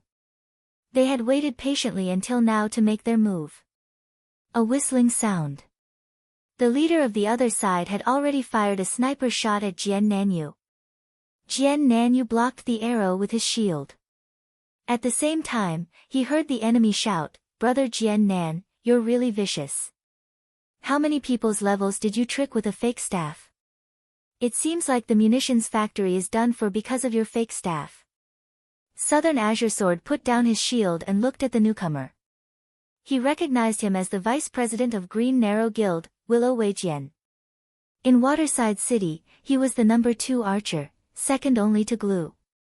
However, now that Glue had dropped a level, he had become the number 1 archer in Waterside City. "But it seems like I didn't trick you," Jian Nanyu said perfunctorily. He was extremely anxious in his heart. There was a huge group of people in front of them, and a powerful magician like Gu Fei behind them. Escaping was a problem. Even if they forced their way onto the boat, the magicians would just bombard them. It went without saying that Willow Weijian was not worried about it. He smiled after hearing Jian Nanyu's words, "That's why we're very grateful for Brother Rinny's help." What? Huo Rinny was confused and angry. He felt that the enemy was trying to drive a wedge between them. Jian Nanyu thought so too. However, 2 seconds later, he suddenly realized what was going on. "You guys are following him?" Jian Nanyu finally realized what was going on. It was indeed because of Huo Rinny, and Huo Rinny had no idea what was going on. Huo Rinny was the only one who had died in the battle on the street. He did not encounter any trouble when he came out from the resurrection point. Jian Nanyu and the others initially thought that the enemy was only guarding the resurrection point to prevent them from going offline. However, they realized that the enemy was a lot more scheming than that. When Huo Rinny was killed, Green Narrow Guild was the only guild that was chasing after them. After he was resurrected, the enemy pretended not to notice them, but they were actually following them in the dark. Initially, the 7 of them had decided to split up.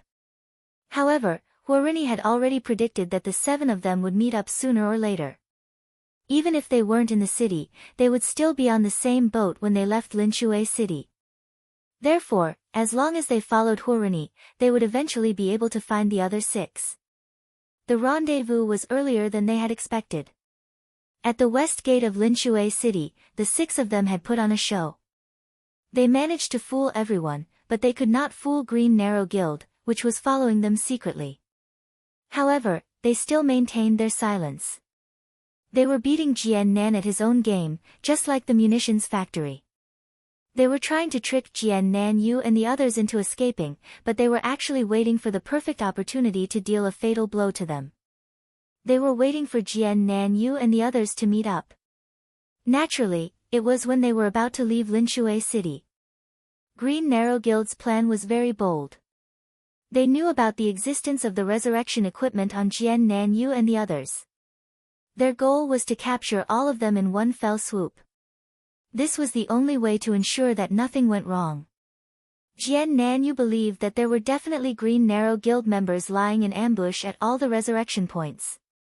No matter which of the 6 of them was sacrificed to resurrect, they would have to endure an endless cycle of reincarnation until the other party dropped the Staff of Resurrection.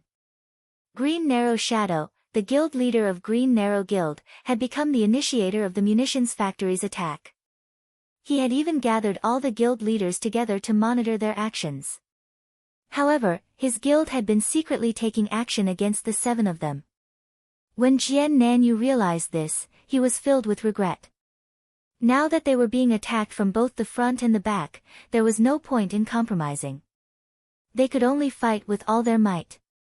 After the 7 of them exchanged glances, Jian Nanyu saw the same determination in everyone's eyes. The attack of Willow Reed Arrow's team arrived at this moment. The 7 of them dodged and Jian Nanyu and Flaming Cloak's combined attack quickly reappeared.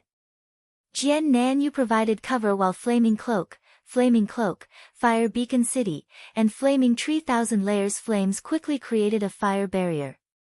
"Get on the boat!" Glue roared. On the other side, the two of them had worked together to gain some time. He launched an attack at Gu Fei, hoping to delay him. In the end, Gu Fei easily dodged his attack.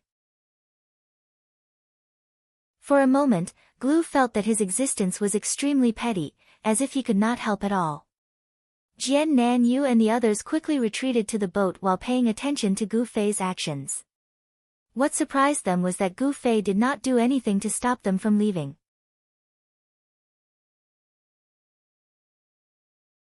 Chapter 423.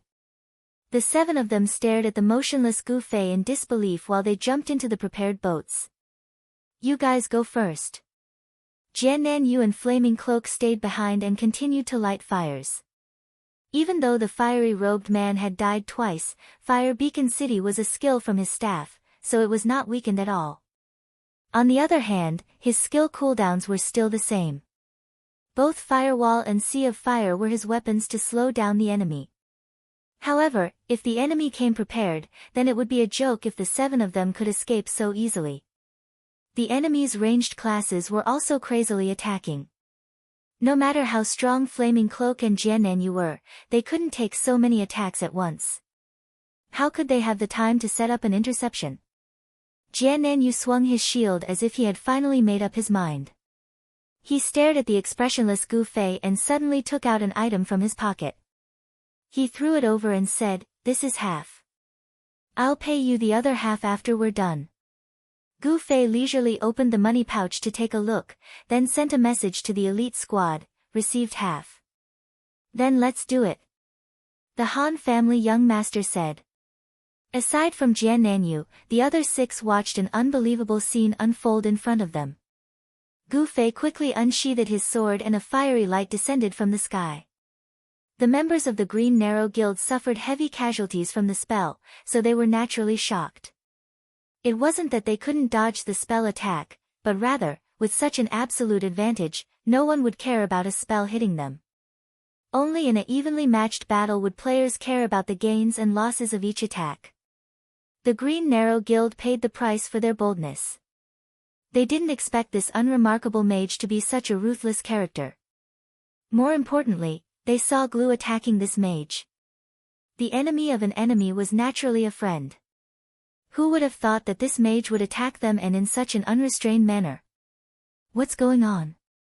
Let alone Green Narrow's guild, even the other 6 people in the group of 7 didn't understand what was going on. They only saw South Azure Blade toss a bag of money over, as if he had reached some kind of agreement with Gu Fei. "We'll talk about it later. Everyone, retreat." Jian Nanyu gritted his teeth as he spoke. Clearly, he was struggling to cooperate with Gu Fei. Wall of electricity. Gu Fei pointed his sword horizontally and created another barrier around Fire Beacon City. The Fiery Cloak's Fire Beacon City had a very short cooldown, so it could be used a second time. It immediately cooperated with Gu Fei's wall of electricity and unleashed another one. 2 Fire Beacon Cities and 1 electric wall combined into one on this small beach like the Great Wall. Jian Nan's group of 7 couldn't care less about anything else. They took this opportunity to quickly climb onto the small boat that they had prepared. The melee players of Green Narrow Guild were trying their best to get around the Great Wall. As for the ranged players, the 7 of them had already run out of the mage's attack range. The archer's attacks were blocked by Jian Nan with his shield, while Gu Fei jumped forward and slashed down a large number of them. Jian Nan deeply stared at Gu Fei. The 2 sides had indeed reached an agreement, but at this time, with the hatred between the 2 sides, Jian Nan was very suspicious that Gu Fei would not put in the effort. He was also out of ideas, so he took out his money and gambled. He didn't expect Gu Fei to be so trustworthy and cover their retreat. It could be said that he did his best.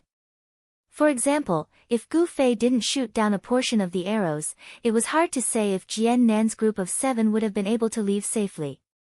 The people of Green Narrow Guild didn't expect for someone to appear out of nowhere and ruin their meticulous preparations. They were extremely depressed as they watched the 7 of them board the boat and leave. At this time, an arrow came whistling through the air like a gust of wind.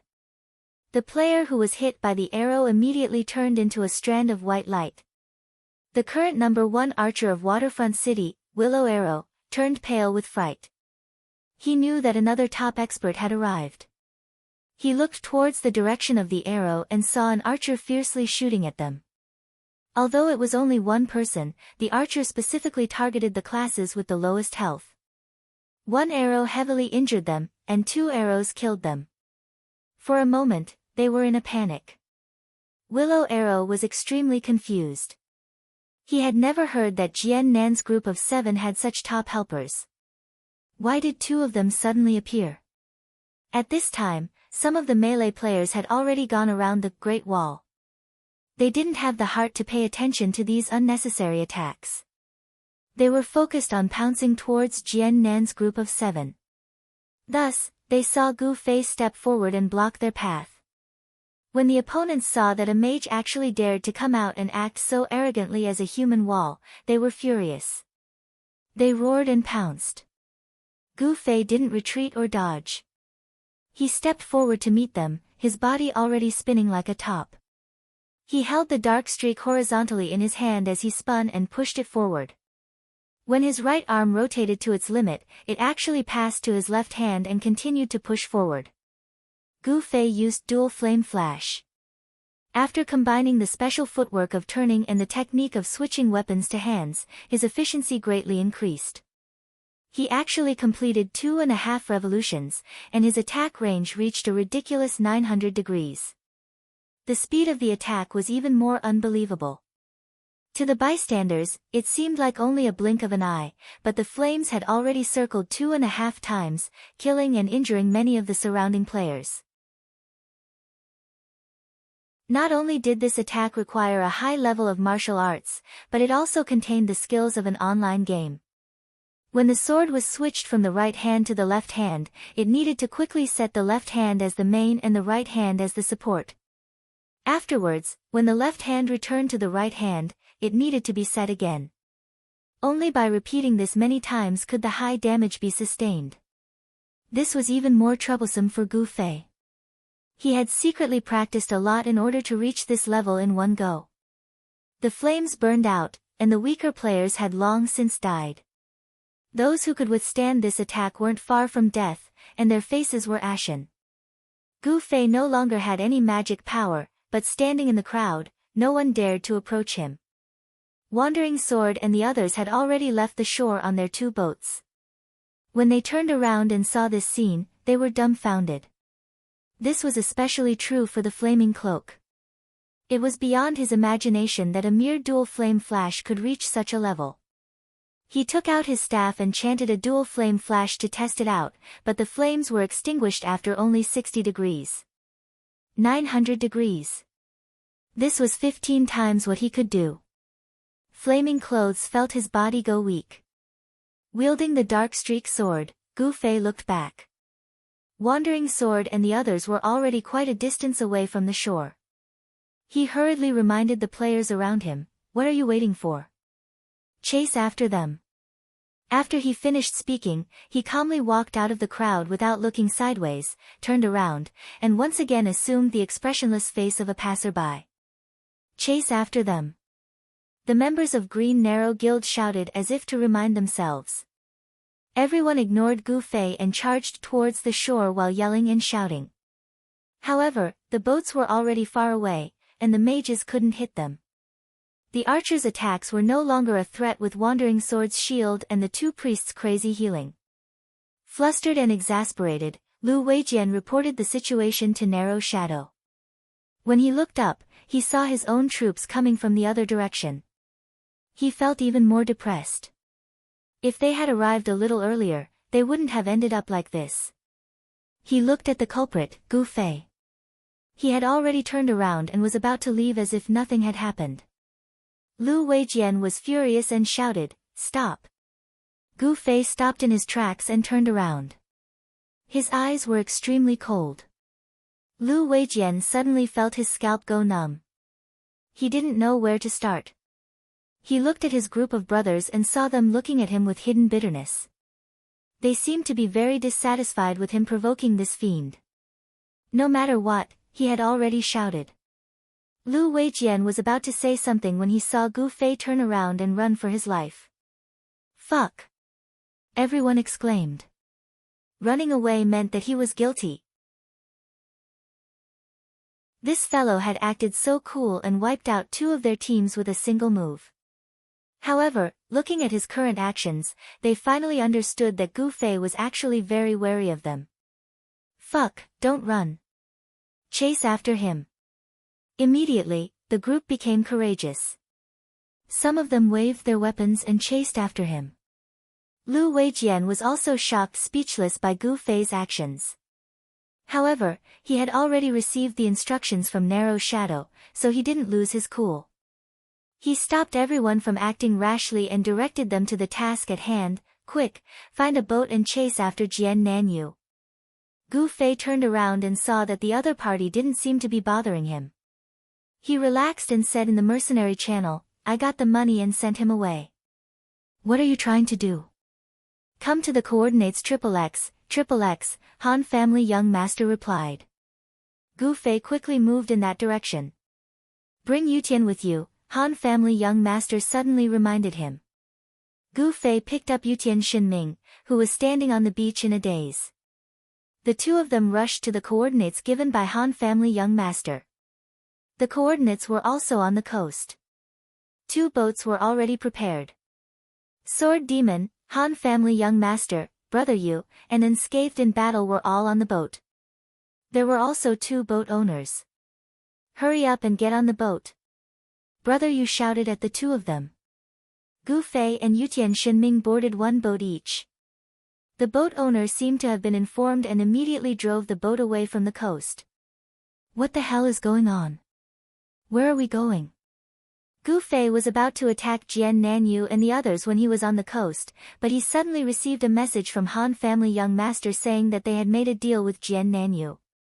He wanted to get the money first. Gu Fei was so busy this time because he wanted to help Bai Shi Jingluan earn money. At the same time, he was also thinking about the income from killing Jian Nanyu. However, Han family young master said that he had already made arrangements, so Gu Fei didn't ask anymore.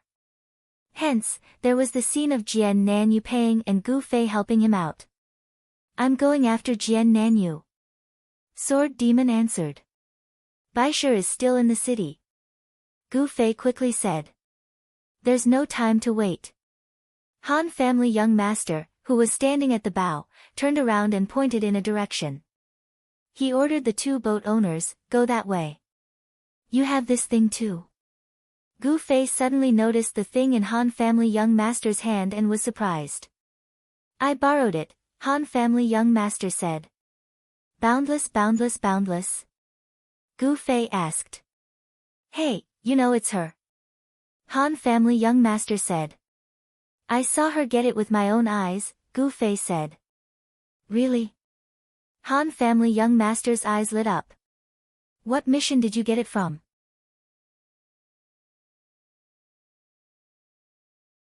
Chapter 424. Gu Fei told them about how he had killed 30 PK points at sea and how the system guards had chased him to the surface. Han family young master nodded and asked, have you killed 30 PK points? No. Gu Fei answered with a dark expression. Gu Fei knew that he didn't say that out of concern for his comrade. He probably wanted Gu Fei to get another 30 PK points to lure out a fleet, and then he could get a pair of binoculars. Keep it up. Han family young master urged him, and then stood at the bow of the ship with the binoculars to monitor the movements of Jian Nanyu's 2 ships. This was the truth that the elite group knew the situation very well even though they didn't show their faces. It was because of this pair of binoculars. The players of Eternal Life Among Flowers were tirelessly running along the shore and flipping over haystacks. After they heard about the commotion at the West Gate, they also came out of the West Gate. Using their binoculars, they looked around the vast beach and easily found the movements of so many people. Han family young master didn't know how Green Narrow Guild had their eyes on Jian Nanyu.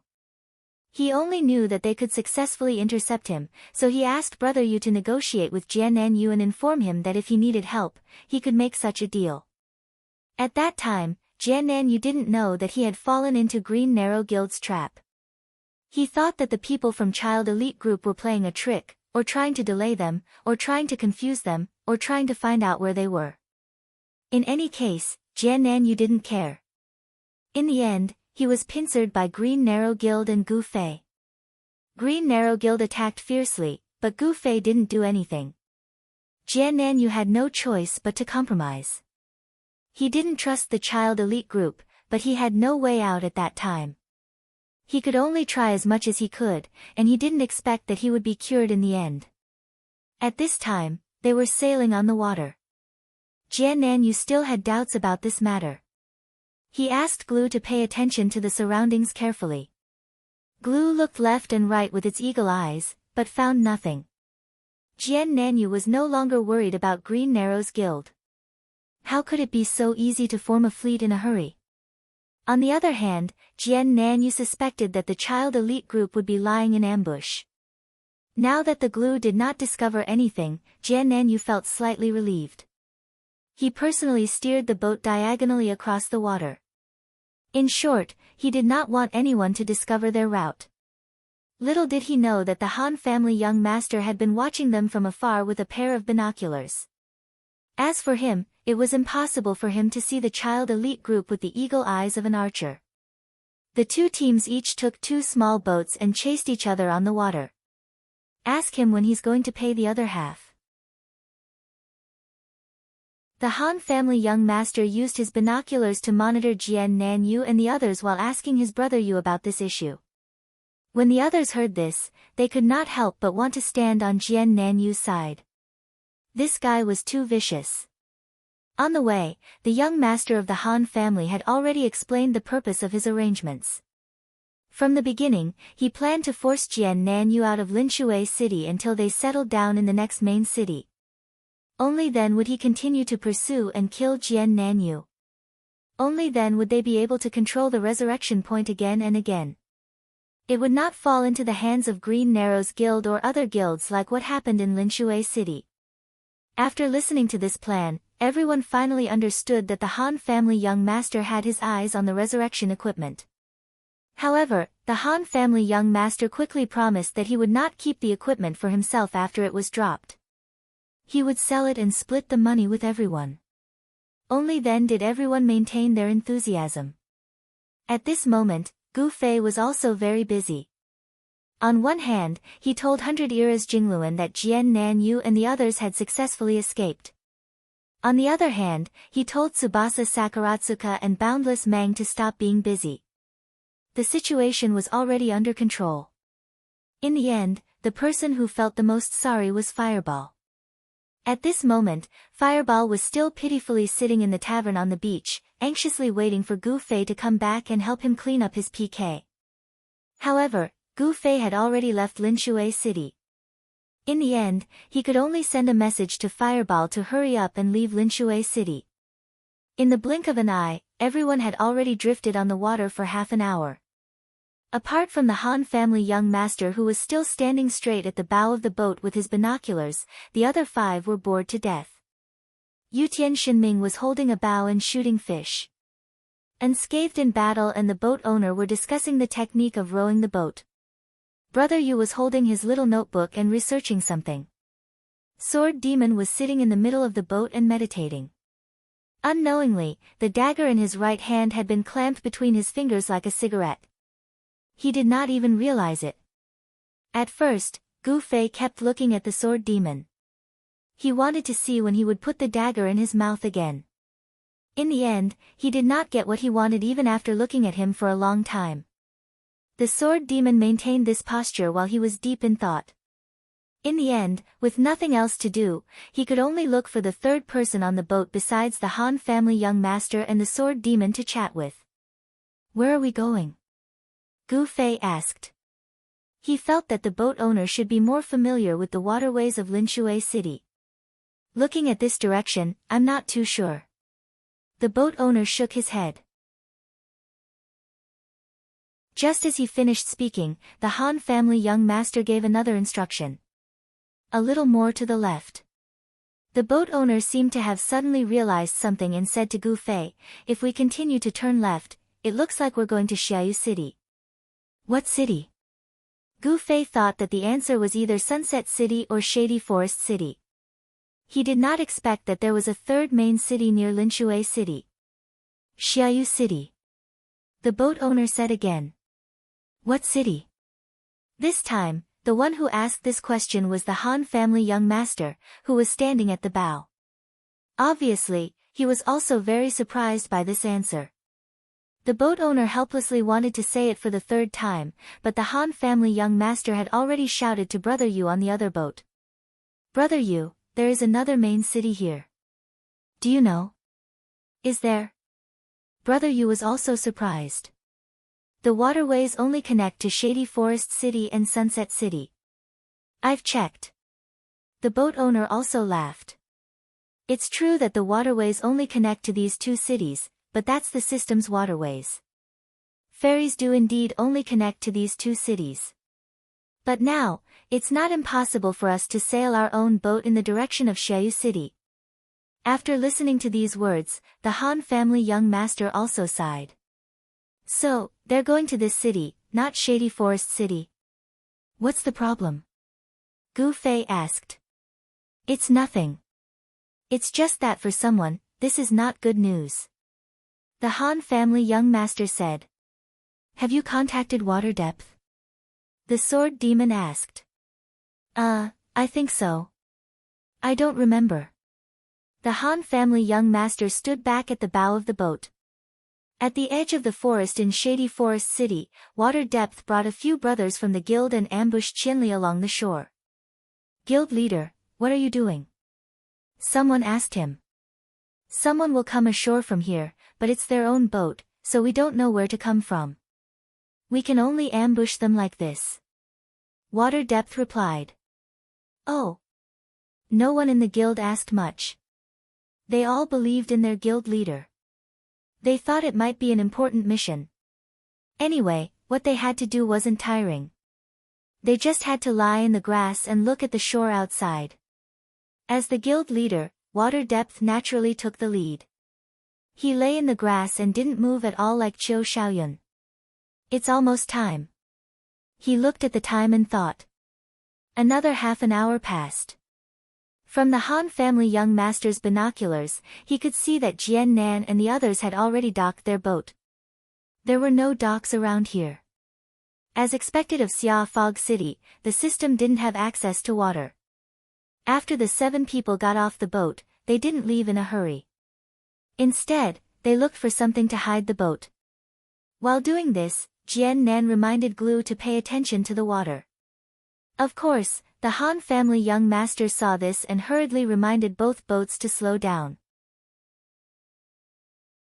They didn't want to enter Glue's eagle eye's field of vision. After a while, the 7 people packed up and left. The Han family young master hurriedly signaled the 2 boats to quickly dock. "Can we still catch up like this?" Yutian Shinming asked. "With this thing, how can we not find it? This isn't Shady Forest City." The Han family young master knocked on the binoculars and said. Because of the dense forest in Shady Forest City, the binoculars were also very limited. Therefore, the Han family young master had to ask water depth to help guard it. Since this wasn't Shady Forest City, the binoculars could naturally be used. It was better to rely on oneself than to ask for help from others. Unexpectedly, the owner of the boat laughed after hearing this. "If it's Xiaoyu City, this thing may not be of much use." "Why?" The Han family young master was startled. He casually read the name of the main city. Could it be, this city has a lot of fog? The answer was as expected by the Han family young master. They looked at each other. It wasn't easy to chase Jian Nan to this place. Were they going to let him escape under the natural cover of such a thick fog? At this time, the Han family young master had new news. He opened it and saw that it was water depth. "It's been more than an hour. Why aren't they here yet?" I have good news and bad news. Which one do you want to hear first?" The Han family young master replied. Don't be so old-fashioned. If you have something to say, just say it. Water Depth had a faint feeling that something was wrong. The truth is, they may not be coming. You guys can call it a day and go back to rest. Sleep early. Fuck, you bastard. Are you messing with me again? You may not believe it even if I say it, but this time, I actually made a wrong deduction. Fuck, who are you trying to fool? See, I knew you wouldn't believe me. I can't understand it either. With my intelligence, how could I make a mistake? Let's not talk about this for now. I still have things to do. Let's talk later. After sending this message, the Han family young master quickly blocked Water Depth's message. No matter how much Water Depth's messages bombarded him, he was completely oblivious. He looked at the 5 people on the 2 ships and said, Comrades, the biggest challenge in history is here. In this unfamiliar main city, in this unfamiliar environment, do you guys have the confidence to kill Jian Nan? As long as you tell me where he is, it's as easy as lifting a finger. Gu Fei said lazily. This really hit the Han family young master's sore spot. This was a rare situation that he didn't expect to happen and mess up his entire plan. Brother, you said in shame, this time it's my fault. I was too careless. It's not your fault. The Han family young master waved his hand. Everyone thought that he was going to admit his mistake. Just as they were about to listen attentively, they saw him turn around and facepalm, Xiaowu City. Which motherfucking idiot designed this? Achoo! The self-disciplined game worker comrade Yi Xiaowu suddenly sneezed heavily.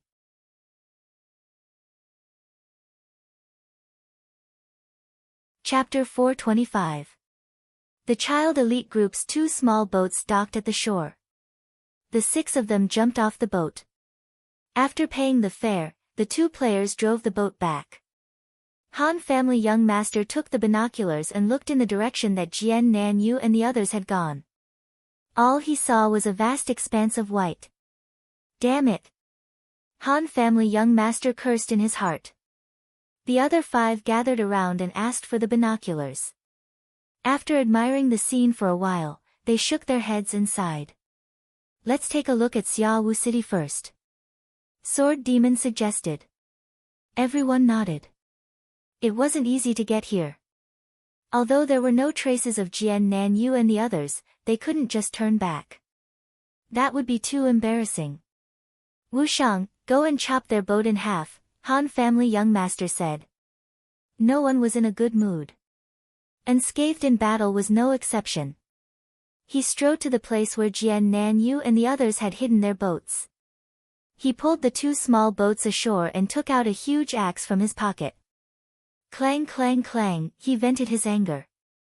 In the blink of an eye, the 2 small wooden boats had become a pile of broken wood.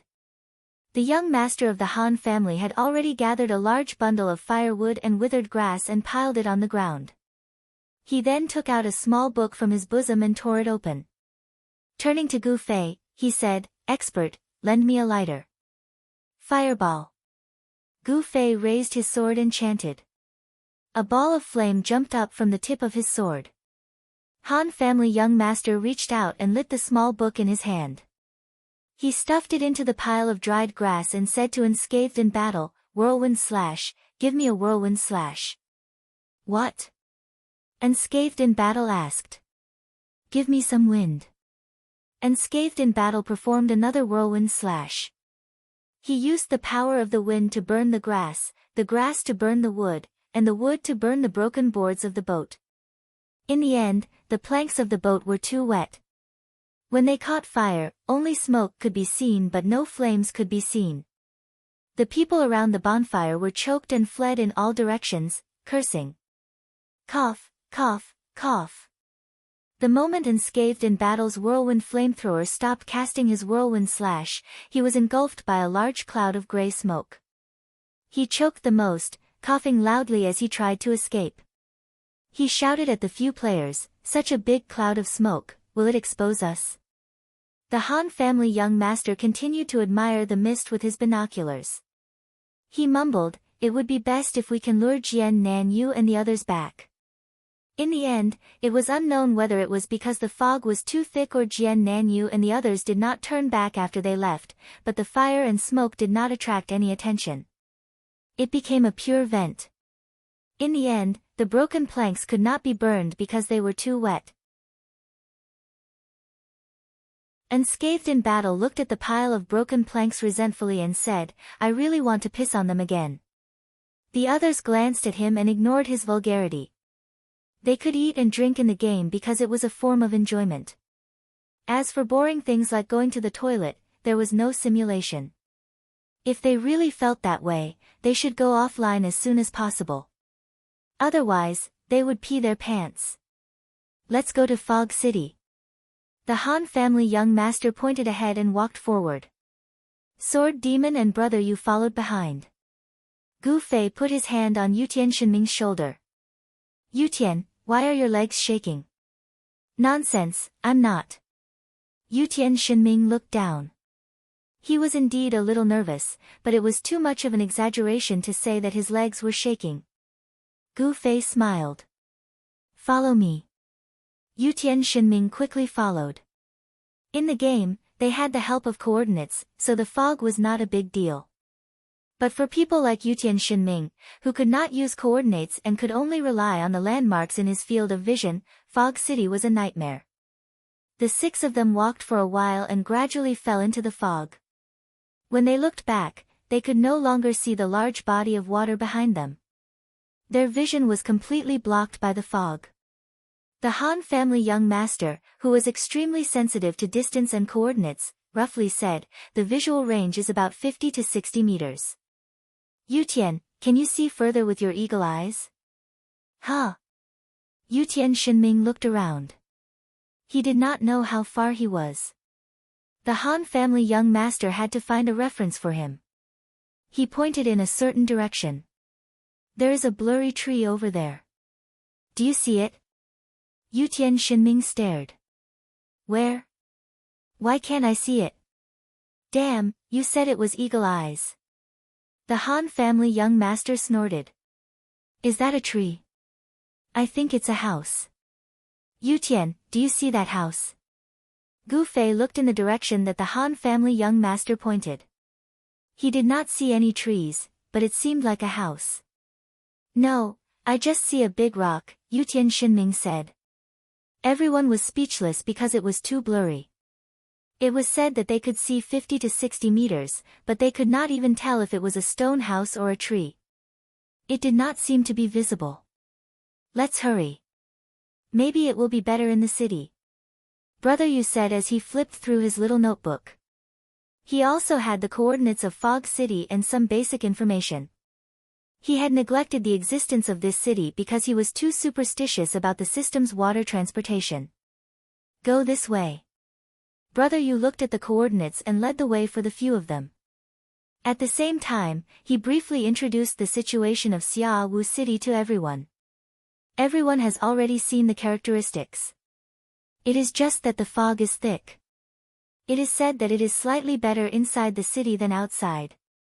The biggest guild here is called Flowers in the Fog, a level 6 guild.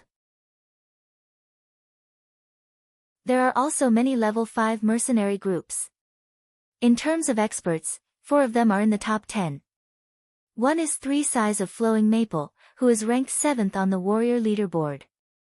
The other is Apple Vinegar, who is ranked 4th on the Thief leaderboard, Wind String, who is ranked 8th on the Grandmaster of Combat leaderboard, and Strange Eye, who is ranked 2nd on the Sorcerer leaderboard and also one of the new top 5. Everyone should know this person, right? "Yes, I do," Gu Fei replied. The others looked at Gu Fei in shock. "How did you know?" They were all too familiar with Gu Fei's character. He did not have much interest in online games, and any expert player would be nothing more than cannon fodder in his hands. He would never care about these famous players. Yet, he knew of this player called Strange Pupil. Could it be that the two of them were in some sort of relationship? "You guys know each other?" Brother Yu asked. He felt that the only reason Gu Fei knew this person was because the two of them knew each other in real life. That was why Gu Fei knew his in-game identity. I don't know him, but I have seen this name before, Gu Fei said. Where did you see him? The experts were all very interested. The forums, Gu Fei said. You also go on the forums? Brother Yu was excited. Could it be that after spending so much time with him, he had developed a hobby in this area? See, this was the charm of a person. A long time ago, Gu Fei said.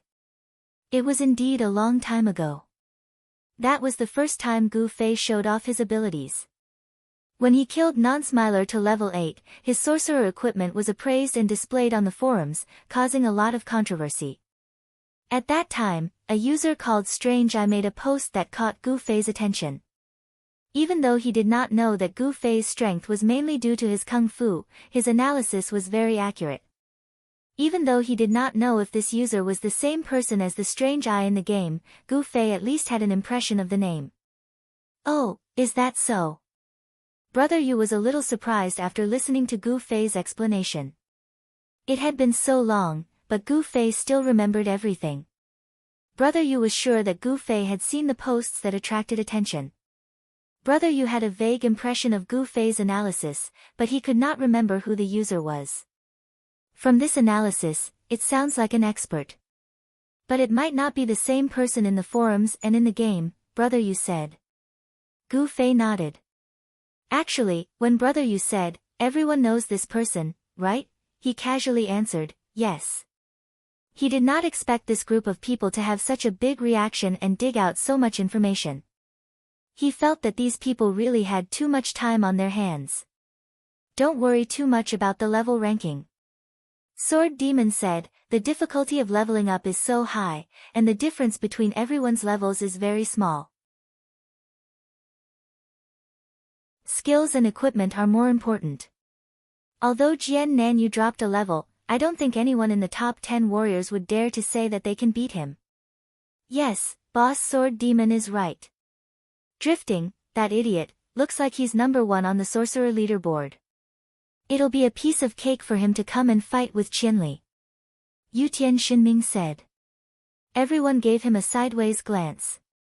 This inference was a little too ridiculous, because Gu Fei was really not a representative. It was hard to say whether there was a difference of 5 or 10 levels between him and a monster like him.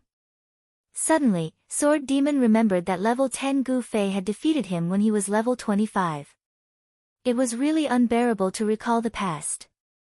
The discussion about Strange Pupil came to an end. Brother Yu continued to report, also, there's someone here this Sunday. It's Yen Xiaozhu, number 11 on the thief leaderboard. Huh, this name sounds like a girl. Unscathed in Battle said. And it feels like it's a beauty, Yutian Xinming said. We need to find a chance to spar with them, Unscathed in Battle said seriously. Gu Fei really wanted to introduce these two guys to the flowers for an eternity. They would definitely be very compatible. The 6 of them continued on their way. At this time, Gu Fei received a message from 100 Generations Jingluan, asking for his location. Do you know Xiaoyu City? Gu Fei replied. How do we go? 100 Generations Jingluan asked. The system doesn't have this route. You can rent a boat from the guild near the tavern on the beach. I'll send you over. Gu Fei's instructions were quite detailed. The main reason was that Waterside City wasn't very safe. If he randomly found a boat, he might very well board a pirate ship. However, the businesses under the big guilds still valued their reputation, so it shouldn't be a bad idea to find them. At this time, 100 Generations Jingluan was also waiting to board a boat at the dock. When he heard that he had to find a boat himself, he went back to the tavern to ask. The various guilds that set up the tavern were also in this business. Naturally, they wouldn't neglect customers. However, the direction to Xiaoyu City was really expensive. This was because this route was not provided by the system. Players had to seize the opportunity to be unkind. Although 100 Generations Jingluan was one of the 5 strongmen, he was really poor. This was because, like Gu Fei, the amount of time he invested in the game was quite limited compared to the average player. At this time, after emptying his pockets, he only had 98 gold coins, 76 silver coins, and 54 copper coins. When 100 Generations Jingluan saw this, he guessed that he really didn't have any money and didn't want to be greedy. Thus, he generously exempted him from paying 5 gold coins and took 95 from him. 100 Generations Jingluan boarded the boat and felt that this trip to earn money was really risky. This time, he wouldn't be able to kill Jian Nanyu and wouldn't be able to earn any money. He wouldn't even have enough money to travel back. It was too miserable. He really didn't understand why the ancient heroes didn't seem to have a job, but why did they never lack money?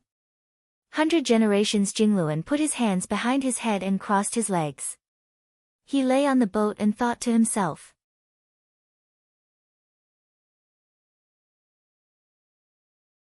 Chapter 426. They passed through mountains, ridges, rivers, and valleys. The terrain around Xia Fog City wasn't that simple. The only thing that didn't change was the thick fog. The 6 of them had a hard time walking through it. Because they only knew the direction of Xia Fog City and didn't know the way, the 6 of them could only move forward in a straight line. No matter what dangers they encountered, they would force their way through. As they slowly met other players, the 6 of them had a much smoother journey because they could finally ask for directions. As the number of people gradually increased, the 6 of them felt that they were getting closer and closer to Xia Fog City. After asking for directions again, Brother Yu ran over and announced happily, "That player is only level 14. It won't be long before he arrives." As expected, after walking for a while, the outline of Xia Fog City finally appeared in the fog. The 6 of them were almost at the foot of the city walls. Xia Fog City's fog was simply unstoppable. It was able to completely cover the entire city. There were players coming and going at the city gates. The instant the Han family young master brushed past someone, he immediately asked, "How do I get to the tavern?" The other person first looked at the Han family young master's appearance in surprise and then gave him the coordinates of the nearest tavern. The Han family young master turned around and saw the 5 of them looking at him with disdain. "I think we're here to chase after Jian Nan," Gu Fei said. "I know. However, we've asked many players along the way, but no one has seen them before. So, we don't know where they're going.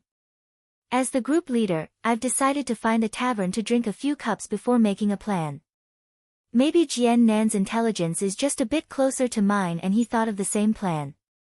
Maybe we'll meet at a tavern," the Han family young master said. "Amazing my ass," the others muttered. However, what the Han family young master said was possible.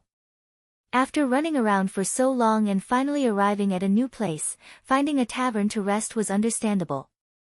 Afterwards, the 6 of them came to the nearest tavern. They pushed open the door and wanted to nervously search, but they didn't find anything. Jian Nan's group of 7 was obviously not that delicate.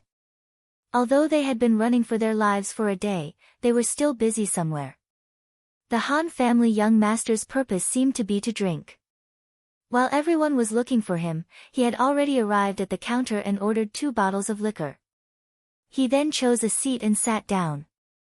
By the time everyone came over, he had already finished his cup. "Brother Yu," asked Jian Nanyu, "when will you pay the other half?" Han family young master said. "I asked earlier, but you ignored me," Brother Yu said. "Did he block you too?" Han family young master said. "Why also?" Brother Yu was puzzled. "Nothing, it's none of your business." The Han family young master drank another 2 cups and said to them, "Let's analyze the current situation. The first one is also the worst." Jian Nan's group of 7 took advantage of the thick fog to wander around. They didn't come to Xiaoyu City but went somewhere else. "What a jinx, hurry up and spit." Han family young master poured a cup of liquor and passed it to Unscathed in Battle beside him. Unscathed in Battle was very confused. "I'm not the jinx, why should I spit?" Other than this situation, of course they also came to Xiaoyu City. Everyone put yourselves in the shoes of a new main city. What would you do if it was you? What we are doing right now is my answer. Han family young master said. Go to the revival point and register. Sword Demon was the steady and cautious type. Walk around the city and chat with the players. Go to the guild building and the union building to take a look. Brother Yu was the intelligence gathering type and liked to quickly grasp the strength distribution of a city. Walk around more and familiarize yourself with the terrain. Mark the important places. Yutian Shenming was the direction idiot type. Walk around the trading street and the auction house to see if there is any equipment that we haven't seen before. Unscathed in battle was the type who never forgot to fish for benefits. The last one was Gu Fei. Washing PK. This was the type who always had PK points on him. 6 people, 6 answers. Among them, Gu Fei, Brother Yu and Yutian Shenming all had special attributes, so it was unlikely that it would happen to Jian Nan's group. The situation that Han family young master mentioned was basically eliminated. This was the tavern closest to the city gate. If Jian Nan's group wanted to sit, they should be here. So, they are either registering or shopping. Brother Yu concluded. When they heard this answer, they instinctively leaned towards the first option. 7 men going to the trading street immediately after arriving in the new city. No matter how they thought about it, it sounded weird. They thought about it and looked down on the option that Unscathed in Battle provided. He was so unmanly. The first thing he thought of when he arrived in a new city was to go shopping. In the end, Han family young master made the arrangements. Sword Demon, go to the nearby revival point. Sword Demon nodded and left. Qianli, go to the taverns, Han family young master said. For what? The 7th possibility is that Jian Nan's group has friends here, so they arranged to meet up with them. That makes sense. Gu Fei nodded and went. Sword Demon had stealth so he wouldn't be detected. Gu Fei would be detected, but he could kill him directly. It was safer for these 2 to act alone. Therefore, Han family young master chose these 2 to do things. The other 3 didn't have any tasks. However, drinking was only Han family young master's hobby. The other 3 couldn't sit still after a while. I'll go take a look too. Brother Yu said. Maybe I'll find something. Me too. Unscathed in Battle also stood up. Han family young master didn't have any objections. However, when he saw that Yutian Shenming was also eager to try, he patted him and said, the fog is thick. Don't run around. Yutian Shenming's expression dimmed. Gu Fei walked out of the tavern and immediately asked the passers-by where the tavern was. The passers-by looked at Gu Fei in surprise and pointed behind him. Gu Fei quickly expressed that he wanted to know everything. Therefore, he quickly got the coordinates of 11 taverns in Xiaowu City. Of the 11 taverns, 6 belonged to the system, and 5 were opened by players. Gu Fei specifically asked the passers-by. According to his experience, players tended to go to player-open taverns when they had a gathering with friends. This kind of tavern was more popular with players, and the business was more humane. From time to time, there would be buy 6 get 1 free, which was very popular with players. Gu Fei found a tavern and was ready to go. Suddenly, someone called him from behind. He turned around and saw that it was Yutian Shenming. The fog was thick, and he didn't dare to run around alone. However, compared to drinking alone with Han family young master, he felt that it was better to die in the fog. When he walked out, he saw that Gu Fei had just asked for directions and hadn't gone far. He immediately stopped him and decided to go with Gu Fei. The 2 of them came to a nearby player-open tavern. After confirming that there was no mistake, Gu Fei took out his weapon and walked in. As long as he found Jian Nanyu, he would immediately fight. Was there a need to say anything? This tavern was much smaller than the Systems or the Little Ray's bar in Cloud City. However, the atmosphere was very good. The tavern was full of laughter. Even the owner of the tavern was chatting with familiar customers. Gu Fei carefully looked around and didn't see Jian Nanyu. However, although the tavern was small, it had everything. Although this tavern wasn't big, the owner still had a small private room. Not finding Jian Nanyu in the hall, Gu Fei walked toward the private rooms. There were 4 private rooms in total. Just like Little Ray's bar, there was a cloth hanging on the door as a curtain. Gu Fei didn't think too much. When he reached the first room, he stretched out his hand and lifted the curtain. He saw a man and a woman inside whispering intimately. Feeling someone lift the curtain, the 2 of them looked up in panic. In the end, Gu Fei, who had lifted the curtain, was even more panicked than the 2 of them. After saying, "Sorry," he hurriedly put the curtain back to its original position. "What's wrong?" Yutian Shinming, who was behind, didn't see what was going on inside. He had never seen Gu Fei so nervous before. Curious, he also wanted to lift the curtain, but Gu Fei slapped his hand down. "It's very busy inside." "Busy with what?" "A man and a woman," Gu Fei said. "Wow." Yutian Shinming wanted to lift the curtain even more, but after being glared at by Gu Fei, he didn't make a move in the end. In the second private room, Gu Fei didn't dare to mess around anymore. He knocked on the partition. "What's that sound?" Hearing someone mumbling inside, Gu Fei lifted the curtain and saw 4 players inside gambling with homemade cards. There was a lot of gold coins on the table. "Sorry, wrong room." Gu Fei hurriedly retreated. He knocked on the 3rd room again, but there was no response. He knocked again, but there was still no sound.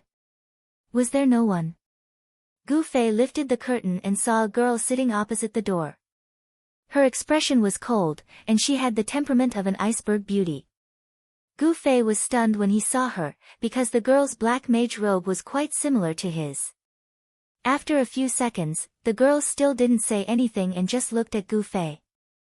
Gu Fei reacted and said, "Sorry, wrong room." After lowering the curtain, he left. Behind him, Yutian Shinming grabbed him and said excitedly, "Beauty." Gu Fei ignored him and went to the last private room. He knocked and lifted the curtain, only to be surprised. "Why are you here?" Yutian Shinming stuck his head out and immediately jumped up. "Damn, why are you here?" Drifting, Left Hand Love, Right Hand Handsome, and Left Hand Love were in the private room. After the Raining Across the Seas mission ended, they separated from everyone else. It was rumored that they had even left the Black Hand mercenary group. Everyone guessed that the 3 of them would go somewhere else and not return to Cloud City. Who would have thought that they would meet here? "Why are you here?" In fact, Drifting was more surprised than Gu Fei and the others to see him. After all, he was used to wandering around the main cities, while most players stayed in their own territory. Gu Fei and the others should be in Cloud City. "It's a long story." "Why are you here?" asked Gu Fei. We have to start with our game philosophy," said Drifting. "Bah, pretending." Yutian Shinming despised him. "Come out and fight me one-on-one if you have the guts." "No." Drifting laughed. "This place is so foggy. I'm afraid I won't be able to find my way back if I go out. It's safer to stay in the tavern." Butterfly Knot, recently, the content has changed. It's a little dull.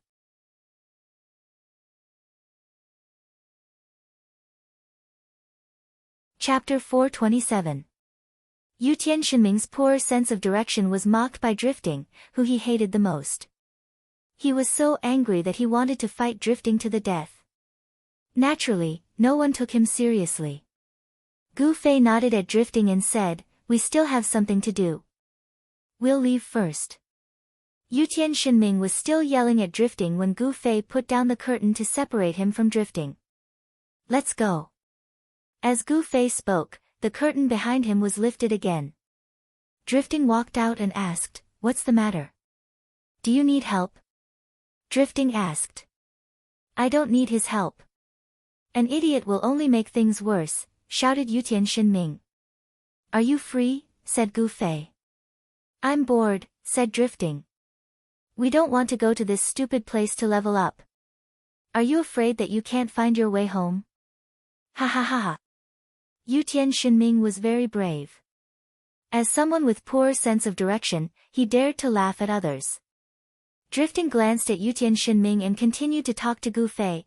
I was going to find a random quest to do, but it seems like you have something more interesting to do. Nothing. We're looking for Jian Nanyu. Have you seen him? Said Gu Fei. No. Is he here? Asked Drifting. I'm not sure. No matter where he is, if you see him, tell me, said Gu Fei.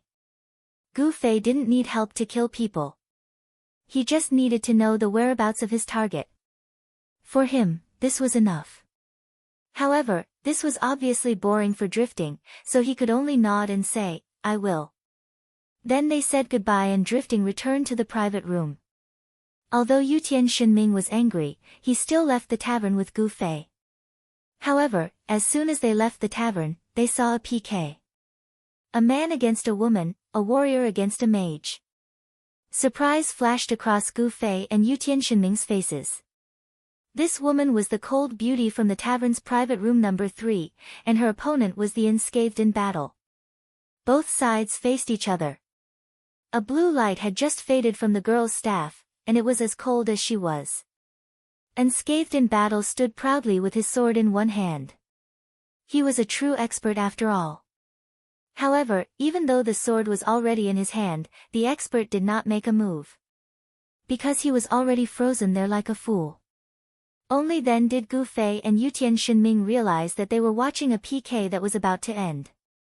Unscathed in battle actually did not completely freeze to death, but his attack was so slow that it made people's hair stand on end. The girl had already raised her staff and started chanting for the next attack. What was waiting for him was death. He was in pain, but then he saw Gu Fei and Yutian Shinming walk out of the tavern next to him. They were very surprised. Hurry and save me. As expected of an expert, the news came so quickly. The girl's spell had already been cast, and the ice whirlwind swept towards Unscathed in battle. It was already impossible to interrupt it.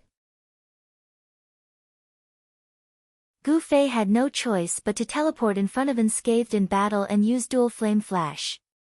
When spells collided, the one with the highest damage would win. Gu Fei obviously had the upper hand, and the ice whirlwind had already been completely destroyed by him. 1, 2, 3, 4, 5. Yutian Shinming was counting. His bones were filled with the qualities of a mage, and he was already calculating how long Unscathed in battle would be frozen. When he counted to 5, Unscathed in battle finally regained his freedom. When the girls saw Gu Fei suddenly flash in front of her and destroy her ice whirlwind, a trace of surprise flashed through her eyes. However, she still didn't make a sound, and only coldly stared at the three. Gu Fei felt a bit awkward, because he knew that even though Unscathed in battle was a top-tier expert in the game, he was never arrogant. When they first met, Gu Fei thought that he was a quiet and calm person. It wasn't until he was reborn Amethyst that Unscathed in battle revealed his true colors in front of Gu Fei.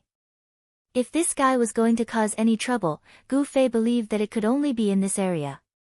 Right now, in an unfamiliar city, with an unfamiliar girl, Unscathed in battle was fighting someone. Gu Fei didn't need to think to know that this guy must have tried to strike up a conversation with a beauty, but was rebuffed, and the two turned around and started fighting. The one who attacked first was definitely not Unscathed in battle, but this girl. Unfortunately, the one who spoke first was definitely Unscathed in battle, so Gu Fei didn't feel that it was very honorable for him to help him. As a result, Gu Fei didn't say anything. He only turned around and patted Unscathed in battle, saying, "Let's go." He felt that it was best for them to just leave things as they were. However, as soon as he turned around, a murderous aura assaulted him from behind.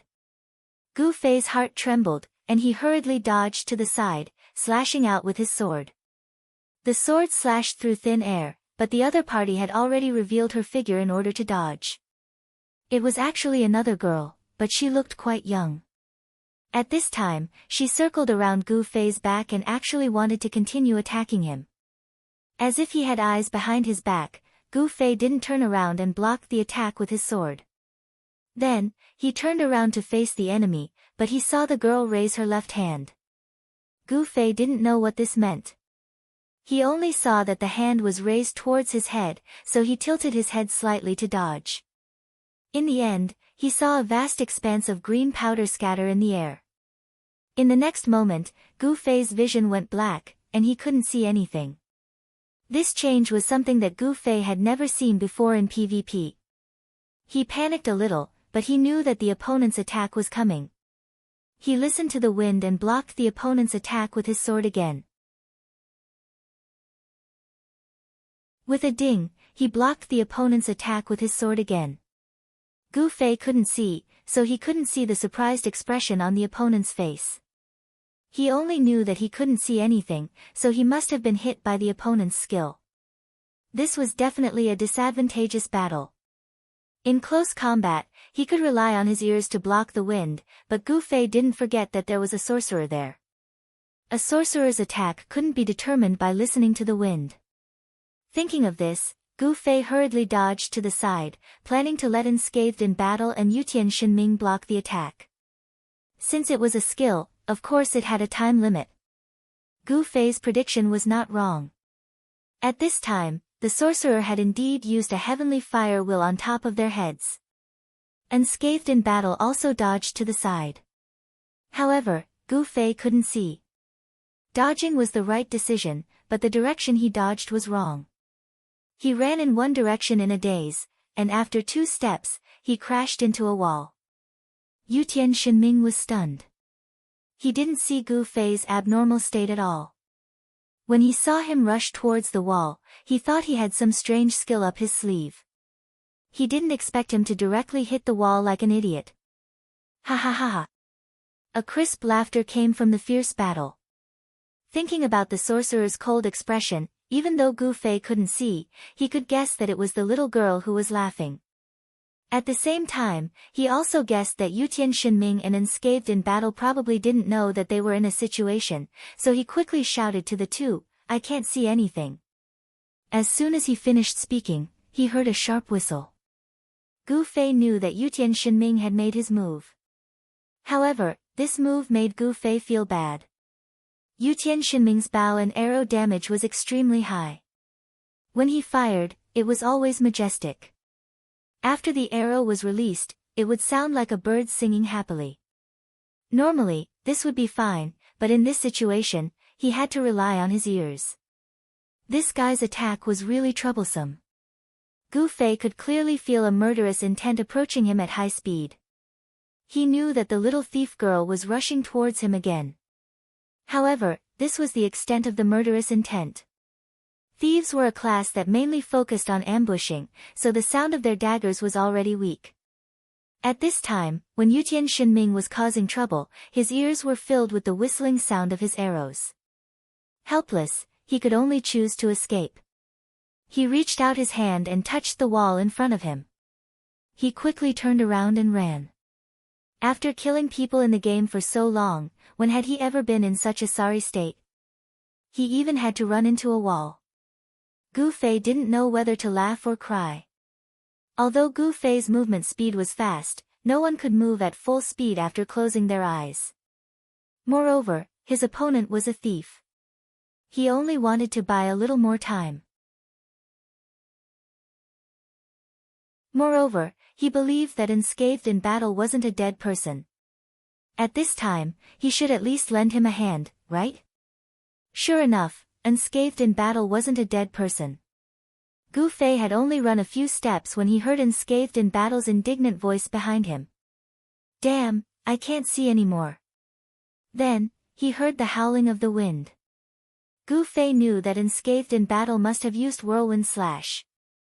This wasn't a bad judgment, but it made the sound even louder. Gu Fei didn't want to play the listening game anymore. So, Gu Fei also stopped running. He quickly turned around and lowered his center of gravity. His left arm was in front of him, and his right hand held the sword slightly behind him. Night Battle, 8 directional 17 forms. As the name suggested, it was specifically used to deal with enemies at night when one's vision wasn't clear. However, it was important to note that it only meant that one's vision wasn't clear.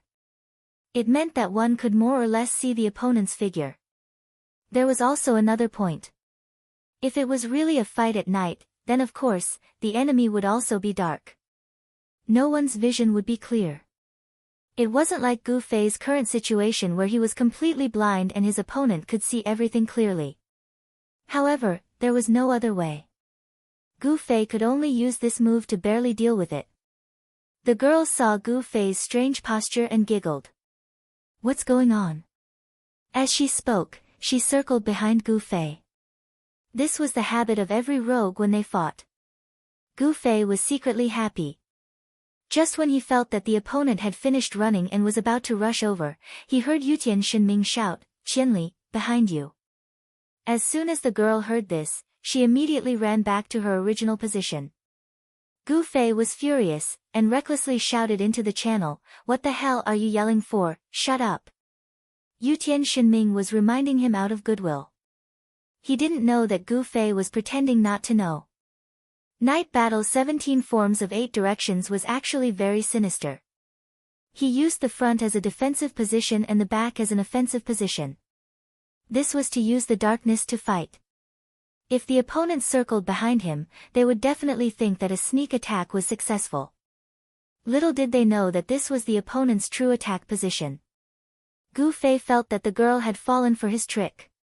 He didn't expect Yutian Shenming to be so helpful. He blindly shouted and made the girl think that he was going to turn around and run again. Gu Fei could only pretend to turn around. The girl once again finished running and rushed behind Gu Fei. She was worried that Yutian Shenming would shout again. Actually, there was no need to do so much for a blind person. It was just that rogue skills were more powerful when used from the back. Skills like backstab couldn't be used if they weren't from the back. "It's coming." Gu Fei felt the murderous intent coming from behind him.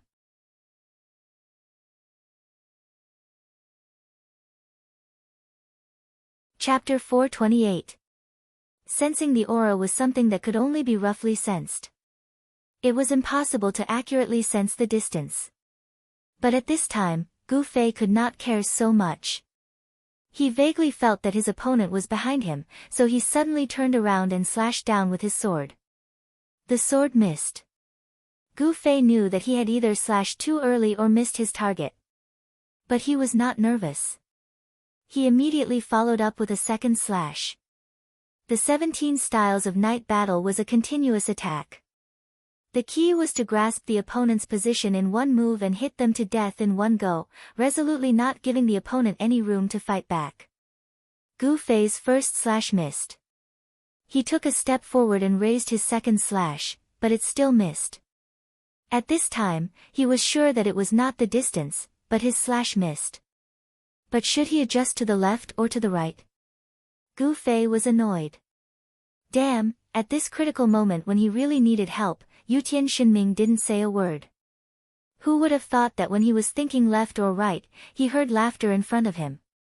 It turned out that the girls saw Gu Fei slashing blindly and couldn't help but laugh again. Gu Fei would often miss the sound of the wind created by the fists and kicks during a fight even if he closed his eyes to hear it. But at this moment, how could Gu Fei be mistaken when he heard such a clear and bright laughter? He immediately adjusted to the third move. The girl was still laughing. Suddenly, a sword light flashed in front of her, and her laughter stopped. She was really blocked by the sword move. Because Gu Fei's sword had actually touched her mouth. It couldn't be helped. Who asked the sound to come from this place? Gu Fei's attack was so accurate, and the situation was so critical. There was no time to think so much. The girl was scared out of her wits. She didn't even dare to move. But Gu Fei didn't know that his move had such a terrible effect. He only felt that he had stabbed something. Then he pulled back his sword. The fourth move, the fifth move, the sixth move. The 17 styles of night battle officially began. Not to mention that the girl was scared out of her wits. Even if she was completely normal, it would be difficult for her to defend or dodge under the cover of Gu Fei's sword move. The sword light flickered, and lightning flashed from time to time. It was only because Gu Fei couldn't see right now that he couldn't unleash the full power of his attacks. Even so, it was enough to finish off this little girl when all 17 styles were used. The sorcerer was anxious when she saw this. She wanted to help, but Yutian Shinming kept harassing her with his class advantage. The sorcerer gritted her teeth helplessly. If it wasn't for the fact that Yutian Shinming's heart had softened because of her beauty, with his skills and profession, it wouldn't have been difficult for him to kill this sorcerer. Just as the little thief girl was about to die under Gu Fei's sword, Gu Fei's attack suddenly stopped. It turned out that his eyes had suddenly recovered at this moment. In the blink of an eye, everything in front of him had become clear. There was not even a transition period. Then, he saw the pale face of the little girl in front of him. Gu Fei thought about it and felt that there was no need to kill her, so he stopped attacking. Even so, she was able to make Gu Fei suffer such a big loss. This little girl was weird, so Gu Fei didn't dare to be careless. Although he stopped attacking, his sword still rested on her shoulder. Don't move. The little girl didn't dare to make a sound. Gu Fei looked back and saw that unscathed in battle's whirlwind slash had also reached its end. He was waving his sword wildly to protect himself. In fact, no one was prepared to attack him at the moment. On the other side, Yutian Shinming and the sorcerer were playing around. Gu Fei looked at them and knew that this was no longer a PK, but a teasing. Seeing Yutian Shinming's excited expression, Gu Fei sighed inwardly. It's such a waste of talent that you're not absorbed by the flowers. Everyone stop, or I'll kill her.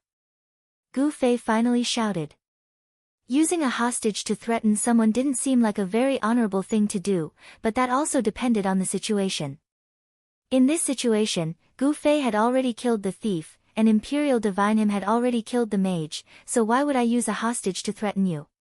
I'm giving you a chance. As expected, when the sorcerer heard Gu Fei's shout and saw that the little girl had been restrained, her eyes showed concern and she immediately stopped attacking. Yutian Shinming smiled and ran to Gu Fei's side. Hee, you're so despicable.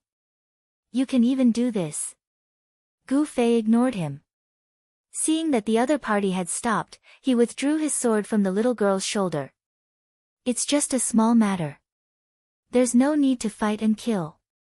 Everyone, disperse. The little girl had probably recovered by now.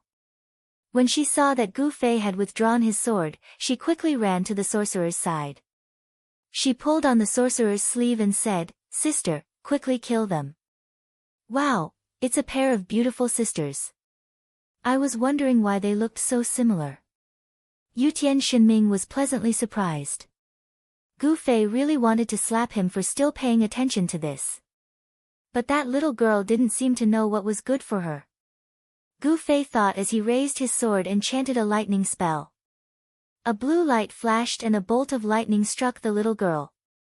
The little girl's face immediately returned to its previous pale state. Don't be noisy. If you keep this up, I'll kill you. To prevent the little girl from stirring up trouble again, Gu Fei could only threaten her. You're trying to scare me.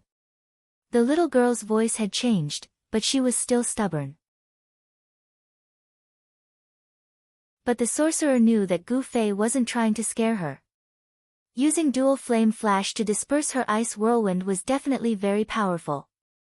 Using a lightning spell to instantly kill a thief who was already at death's door wasn't something that could be said casually. Little bamboo, don't say any more. The girl who had been silent finally opened her mouth. She took a piece of bread from her pocket and gave it to the little girl. The little girl didn't say anything. She took the bread and retreated to the side to eat. But from time to time, she would glare hatefully at Gu Fei. Ha, that's good. Gu Fei didn't stand on ceremony. He took out an apple and ate it. Together with Yutian Shinming, he admired the unscathed in battle, who was still blindly hacking away at the thief. This guy was probably too focused and didn't hear the conversation that had already ended. But in the blink of an eye, his eyes had returned to normal. Looking at the expressions of the crowd, he quickly stopped his frenzied slashing. He coughed lightly and struck a handsome pose. He waved his hand and tidied his hair. Then, he put on a solemn and silent expression. Gu Fei really wanted to go over and give him a slap. "You're the video mage." No one expected the one to take the initiative to break the silence at this moment would be the cold female sorcerer. Moreover, she had already seen through Gu Fei's identity. "Yes, that's me." Gu Fei nodded. "Qianli drunk?" the other party asked. Gu Fei was startled. He didn't expect this person to even know his name. Of course, this was no longer a secret. Most players in Cloud City knew about it. Therefore, it wasn't surprising that more and more people knew about it. However, this was the first time someone had seen through his identity so thoroughly. Gu Fei was still surprised. "You mean the 27149 from before?" The girl's words were truly shocking. It wasn't surprising that she knew the video mage's name was Qianli Drunk. However, there weren't many people who could link this to 27149. "You're studying me?" Gu Fei was surprised. The girl nodded. "I've noticed you for a long time." Gu Fei immediately thought of something. "Your strange pupil." The girl nodded. Since then, Gu Fei's situation had often become a hot topic in the forums. If someone was really in the mood to study him, it was very likely that they were the same person. "It's been hard on you." Gu Fei could only laugh dryly. Unscathed in battle and Yutian Shinming were very unhappy. Gu Fei had taken all the limelight in front of a beautiful girl. Yutian Shinming was confused. He had suppressed her for so long with his archery. Why didn't she even look at him? As for Unscathed in battle, he was frozen like an idiot before he could even use his 7-foot-long sword. It was hard for him to stand there as if nothing had happened. Actually, he had a little secret in his heart. When they fought earlier, he had said that he would only use one sword. In the end, he had humiliated himself. Unscathed in battle sighed in his heart, but he didn't show it on his face. He, it's nice to meet you." Gu Fei greeted strange pupil politely and said to Unscathed in battle and Yutian Shinming, "Shall we leave first?" "Leave? Where to?" The two of them said in unison. "It's better to meet by chance than to invite each other. We don't get to know each other without a fight. Why don't we go in and have a drink?"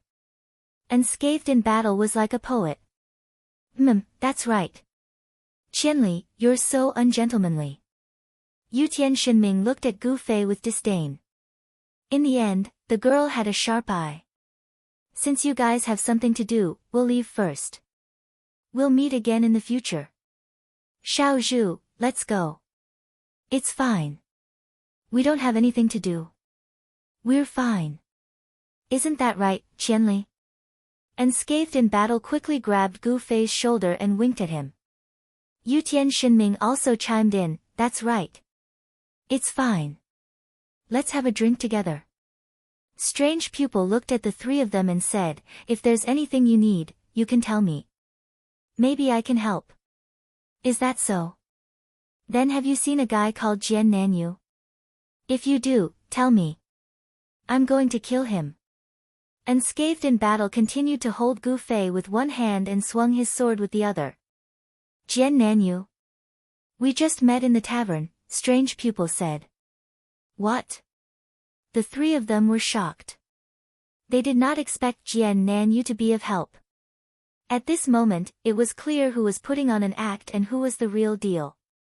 Zhan Wushang stood there in a daze, while Gu Fei anxiously asked, "Where did he go now?" "I'm not sure," strange pupil answered. "Are you friends with him?" Gu Fei asked. "No," strange pupil answered quickly. "Then you guys are."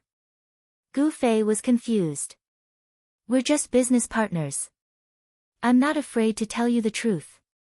I wanted to see the equipment of a videographer like you, so I hired them to kill you." Strange pupil continued to look at Gu Fei.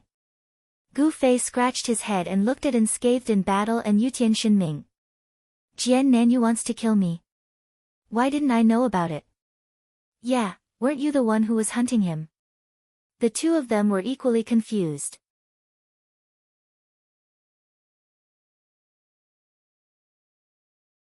Chapter 429. Jian Nanyu wanted to rob Gu Fei, but it was just a plan from the beginning to the end. He tried very hard to make it a reality, but he never had the chance to do so. He didn't even have the time to show his intention clearly before his entire team was wiped out in Sunset City. When he returned to Linshui City, he was ready to give Gu Fei a good blow. However, Gu Fei killed him the moment he got off the boat. Then, he was chased by the entire city and was forced to leave his hometown. How tragic was that? Under such circumstances, who would have guessed that Jian Nanyu still had such thoughts? Therefore, when strange pupil revealed the gossip, Gu Fei, Yutian Shinming, and unscathed in battle were a little confused. Jian Nanyu is so ambitious. Really? Yutian Shinming muttered. In the end, the three of them looked at strange pupil again. Why did she tell them about this? They were really puzzled. In the end, Gu Fei was the one who asked straightforwardly, "Why did you suddenly tell us this? Are you looking for trouble?" Gu Fei said as he clenched the sword in his hand. If strange pupil strongly asked him to kill her, he was willing to help her.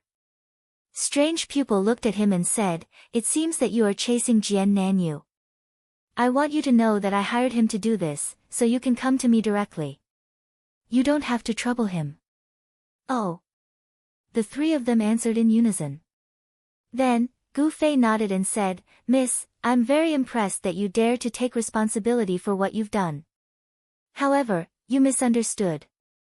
I just found out that Jian Nanyu wanted to kill my equipment. I'm chasing him for another reason. Since you didn't hide it from me, I won't hide it from you either. In fact, I was also hired to kill him. I feel very sorry to hear that. If I had known that he wanted to find me, I wouldn't have worked so hard to find him. I could have just found a random place to wait for him." Sigh. Strange. I was stunned by Gu Fei's words. He was about to speak when Gu Fei suddenly said, "By the way, since you're his employer, can you please inform him that I'm here so he can come and kill me?" Strange. I was stunned by Gu Fei's words.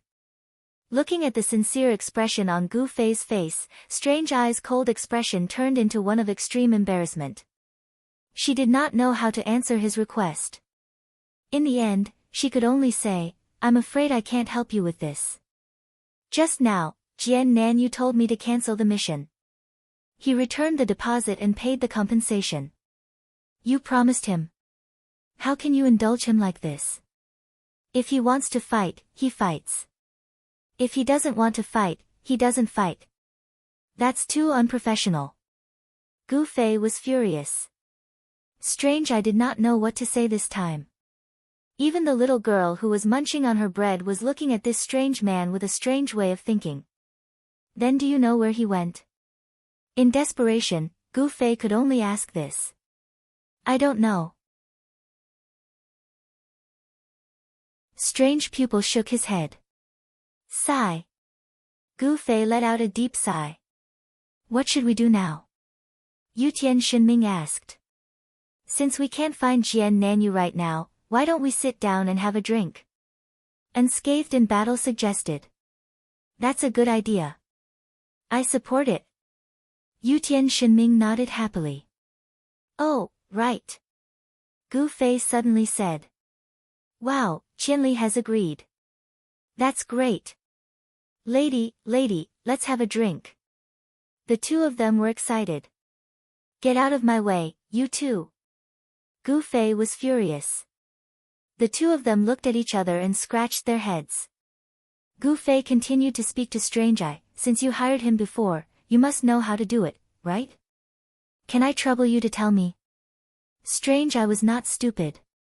When he heard Gu Fei's question, he immediately understood. "You want to lure him out like this?" Gu Fei nodded. Strange Eye said, "I can't help you with that." "Why?" It's a mutual agreement. They won't reveal their employer's information, and the employer can't reveal their contact details. I think they've already predicted that you'll use this method, Strange Eye said. This agreement sounds more like a threat, Gu Fei said. Perhaps. Although I won't ask them to hide it from me, I'll still do what I promised, Strange Eye said. Gu Fei nodded. It turned out that she was a very principled girl. Everyone had their own principles, and it was pointless for others to interfere or criticize them. Gu Fei didn't want to be such a pointless person, so he sighed and said, if that's the case, then it's fine. It's fine. That's great. Let's go have a drink. Unscathed in battle and Yutian Shinming cheered. Help yourselves. I'll continue to walk around, Gu Fei said. Oh, good luck, good luck. Unscathed in battle and Yutian Shinming did not even look at Gu Fei. They wanted Gu Fei to leave, or else the girls would not even look at them. They only cared if the two girls would reject their invitation. Wait, Strange Eye suddenly shouted. Gu Fei turned around. I'm confused. I was the one who hired them to loot your equipment. You. Strange Eye was confused. Anyone else would be confused too. Even if they did not fight to the death, they should not be as indifferent as Gu Fei, right? Oh, you mean that. Gu Fei turned around again, and his answer embarrassed Strange Pupil once again. Thank you very much for hiring someone to fight with me. If you do this again, I hope you won't hire someone as uncultured as Jian Nanyu. Find someone who is persistent and has a fighting spirit. Thank you. You. Strange Eye was speechless. Gu Fei turned around and was about to leave when he suddenly turned back. By the way, you still want to see my equipment, right? Here it comes. Strange Eye was shocked. He realized that Gu Fei was still going to attack him. He immediately prepared himself to dodge Gu Fei's spell. However, Gu Fei rummaged around in his pocket and took out a small notebook and a pen. He held the night streamer under his arm and held the notebook with one hand and the pen with the other. When everyone was still confused, he was already done. He tore the piece of paper from the notebook and handed it to Strange Eye like a business card. This is the attributes of my equipment. Take it back and admire it. Strange Eye's mind was already blank. He subconsciously took the piece of paper and held it in front of his eyes. The data listed on it should have made any player scream, but his mind was in a mess. He could not see what was in front of him. I'm leaving. Gu Fei waved at Unscathed in battle and Yutian Shinming. Keep an eye on Yutian. Don't lose him. Aya, hurry up and leave. Yutian Shinming pushed Gu Fei away. How could he say such things in front of a beautiful woman? It was ruining his image. Gu Fei turned around and left. Not long after, he disappeared into the fog. Strange Eye was still holding the piece of paper in a daze. The little girl came up to look at it and exclaimed, "That's amazing." Is he bragging? Strange Eye woke up from his daze. He was shocked when he saw what was in front of him. Needless to say, the Dark Moonlight Sword's high physical damage and high magic damage, the large list of additional attributes were dazzling. As for the Moonlight Knight Spirit Robe, the most eye-catching attribute was the Magic Proficiency +1 that Gu Fei didn't understand at the start, and Imperial Divine Ming didn't understand either. It was not uncommon for equipment to have spell mastery attributes, but most of them were in the form of percentages. After much research by sorcerers, the attribute not only increased the number of magic classes, but it also increased the proficiency of the player's spells. The higher the proficiency of a spell, the more powerful it would be. The spell mastery attribute increased the power of a player's spells by increasing the proficiency of a spell. It could be said that it was the literal meaning of spell mastery. Since the proficiency of a spell increased with the use of the spell, and there was no upper limit to it, it was easy to imagine that the higher the proficiency, the more useful the spell mastery would be.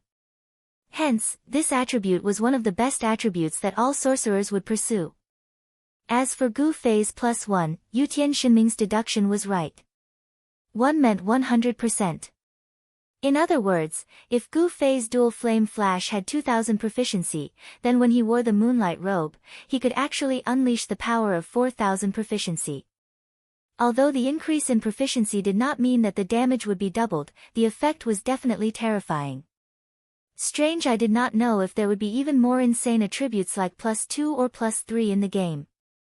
At the moment, +1 was the highest that could be achieved. The moonlight robe could be worn for the rest of his life with just +1 in spell mastery. Sister, this can't be real, right?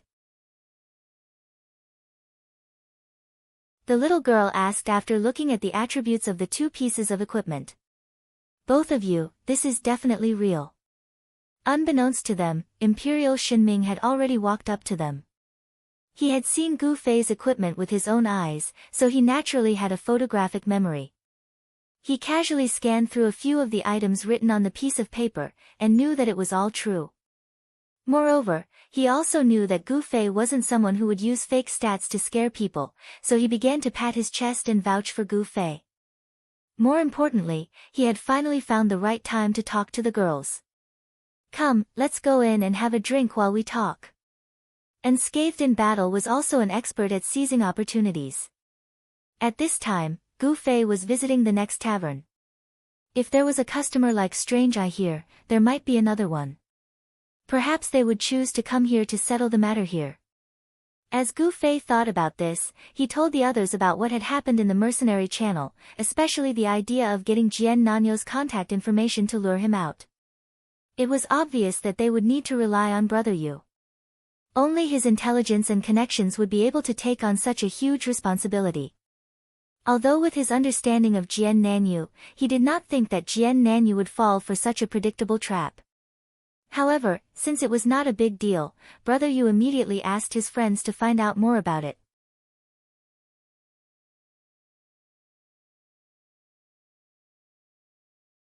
Chapter 430. In the end, Gu Fei had visited all 11 taverns in Xia Fog City. These 11 taverns were located in 11 different areas of Xia Fog City. Gu Fei had visited almost all of Xia Fog City. Unfortunately, he did not see Wandering Sword's party, be it the system or the players, the lobby or the private rooms. He asked some players, but there was no news. No one had seen a party with such a class composition. Sword Demon also sent news that he had visited all 7 resurrection points and asked people from time to time, but to no avail. I can only rely on Brother Yu. Gu Fei thought as he walked out of the last tavern. Looking up, the building opposite the tavern was very familiar and amiable. It was Xia Wu City's wanted mission office. Gu Fei had nothing to do at the moment. He also happened to have the PK points that he had accumulated when he helped Jian Nanyu and the others escape from Linshui City. Hence, he conveniently began his career of washing PK points. Perhaps he would bump into that guy in the process. Gu Fei thought optimistically. At this time, in the small tavern that Gu Fei had first stepped into, Yutian Shinming, unscathed in battle, and the Strange Eye sisters were sitting around a table. They had become familiar with each other. After the introduction, Strange Eye's sister was Yen Xiaozhu, one of the 7 idol players of the week. The two of them were real sisters, and they were old players who had entered the game during the open beta. However, the main city that they were born in during the open beta was completely random. Even though they were sisters, they were mercilessly separated by the system. They had only reunited recently. Unscathed in battle had bumped into the two of them on the street and immediately asked for directions to strike up a conversation with them. For a pair of beautiful sisters, whether it was in real life or in the game, they were already used to this kind of conversation. The two of them did not think much of it and were prepared to leave it at that. However, Unscathed in battle continued to pester them. He even said to Yen Xiaozhu, "Little girl, do you want uncle to bring you to train?" This made Strange Eye furious, and he was prepared to punish her. In actual combat, Wu Shang wasn't such a lascivious person. He purposely did this to provoke the other party to attack him. Then, he could easily take down the two of them by himself. He would display his demeanor as a master and leave a deep impression on the beautiful woman. He did not know which lousy novel he had read to pick up girls. He did not know if it would work, but he was definitely unlucky. One of the 2 girls he met was a 5 strong players, and the other was a 7 idle players of the week. In the end, he was taken down by the 2 girls. It was a disgrace to the world of girls. In reality, with unscathed in battle's strength, he had a 50-50 chance of winning if he were to fight seriously. However, he wanted to act like an expert and look down on the 2 sisters. Strange Eye's 5 strong players of the week was no joke. She immediately used her unique spell, 9 Dragons Ice Chamber, and froze unscathed in battle like an idiot. Fortunately, Gu Fei and Imperial Sky Shinming appeared just in time. Otherwise, whether he would have died here today would have been in the hands of the 2 sisters. Now that they were sitting together, the 2 sisters were initially prejudiced against unscathed in battle. However, after Yutian Shinming asked them about it, and unscathed in battle explained it from such a perspective, the 2 sisters were both annoyed and amused. If girls could fall for him so easily, why would there be so many leftover men and women in this world? Yan Xiaozhu was obviously more cheerful and lively than her sister, Strange Eye. She was already laughing at unscathed in battle's lousy way of picking up girls. However, for Zhang Wushang to be able to use such a tactic to pick up girls, it was clear that his pride was his greatest weapon. There was absolutely no mockery in this world that could defeat him. At this moment, he coughed twice and said seriously, "Now that everyone is sitting together happily, let's not talk about fighting and killing anymore." Yutian Shinming was even more quick-witted. When he heard Yan Xiaozhu laughing at unscathed in battle's lust for picking up girls, he immediately seized the opportunity and asked an impure question, "Then, how should I pick up girls? How could a young girl like Yan Xiaozhu have any experience in this kind of thing?" In fact, she was just like unscathed in battle. She had read all sorts of romance novels and stories about the moods of men and women, and came up with some specious theoretical knowledge. Now, she was like a love expert giving lessons to the 2 of them. Therefore, the 3 of them chatted happily on this topic. Strange Eye just listened quietly and did not interrupt. Although his expression was no longer as cold as before, there was still no smile on his face. Unscathed in battle and Yutian Shinming did not dare to provoke him. Fortunately, his sister was lively enough. While they were chatting happily, the curtain of the 4th private room was suddenly rolled up. Drifting and the other 2 walked out, obviously having had enough to drink and were ready to leave. Unscathed in battle was facing this direction. When he saw Drifting, he quickly greeted him. Drifting came over to greet him as well. Yutian Shinming turned his face to the side and pretended to be arrogant. However, Yan Xiaozhu was very surprised when she turned her head. "Brother Drifting." Drifting was also surprised to see her. "Huh, it's you. You know each other?" Unscathed in battle was surprised. Yan Xiaozhu pulled Strange Eye and said, "Sister, he's Drifting, the one who helped me in Stormwind City." Strange Eye stood up and thanked Drifting for his help. Drifting waved his hand and said, "Ha, you're welcome. So you're Xiaozhu's sister, Strange Eye." Strange Eye nodded. "My sister often talks about you. She says she knows the best sorcerer. She's very proud. You're flattering me." Drifting quickly acted humble. However, Yutian Shinming, whose eyes were not looking over, interrupted, "The best sorcerer. Is she talking about you?" "Of course not. Where's Qinli?" Drifting said. What he meant was, not me, and of course not you. Speak of the devil. The door of the tavern opened, and the black-robed sorcerer walked in. He kicked over a bench violently and hit the table with his sword. He pointed at someone and said, "Wanted quest. Get out of here if you have nothing to do." Wow, I haven't seen this in a long time. Yutian Shinming sighed. He had experienced this many times with Gu Fei when he was farming for the Windchaser boots. Yeah. Drifting was also emotional. He and Gu Fei had gotten to know each other from a similar situation. Clearly, Gu Fei was not famous in Dawn Fog City. His shout immediately caused a strong reaction. The 4 people at the table stood up and prepared to fight. The other players around them also stood up and dodged.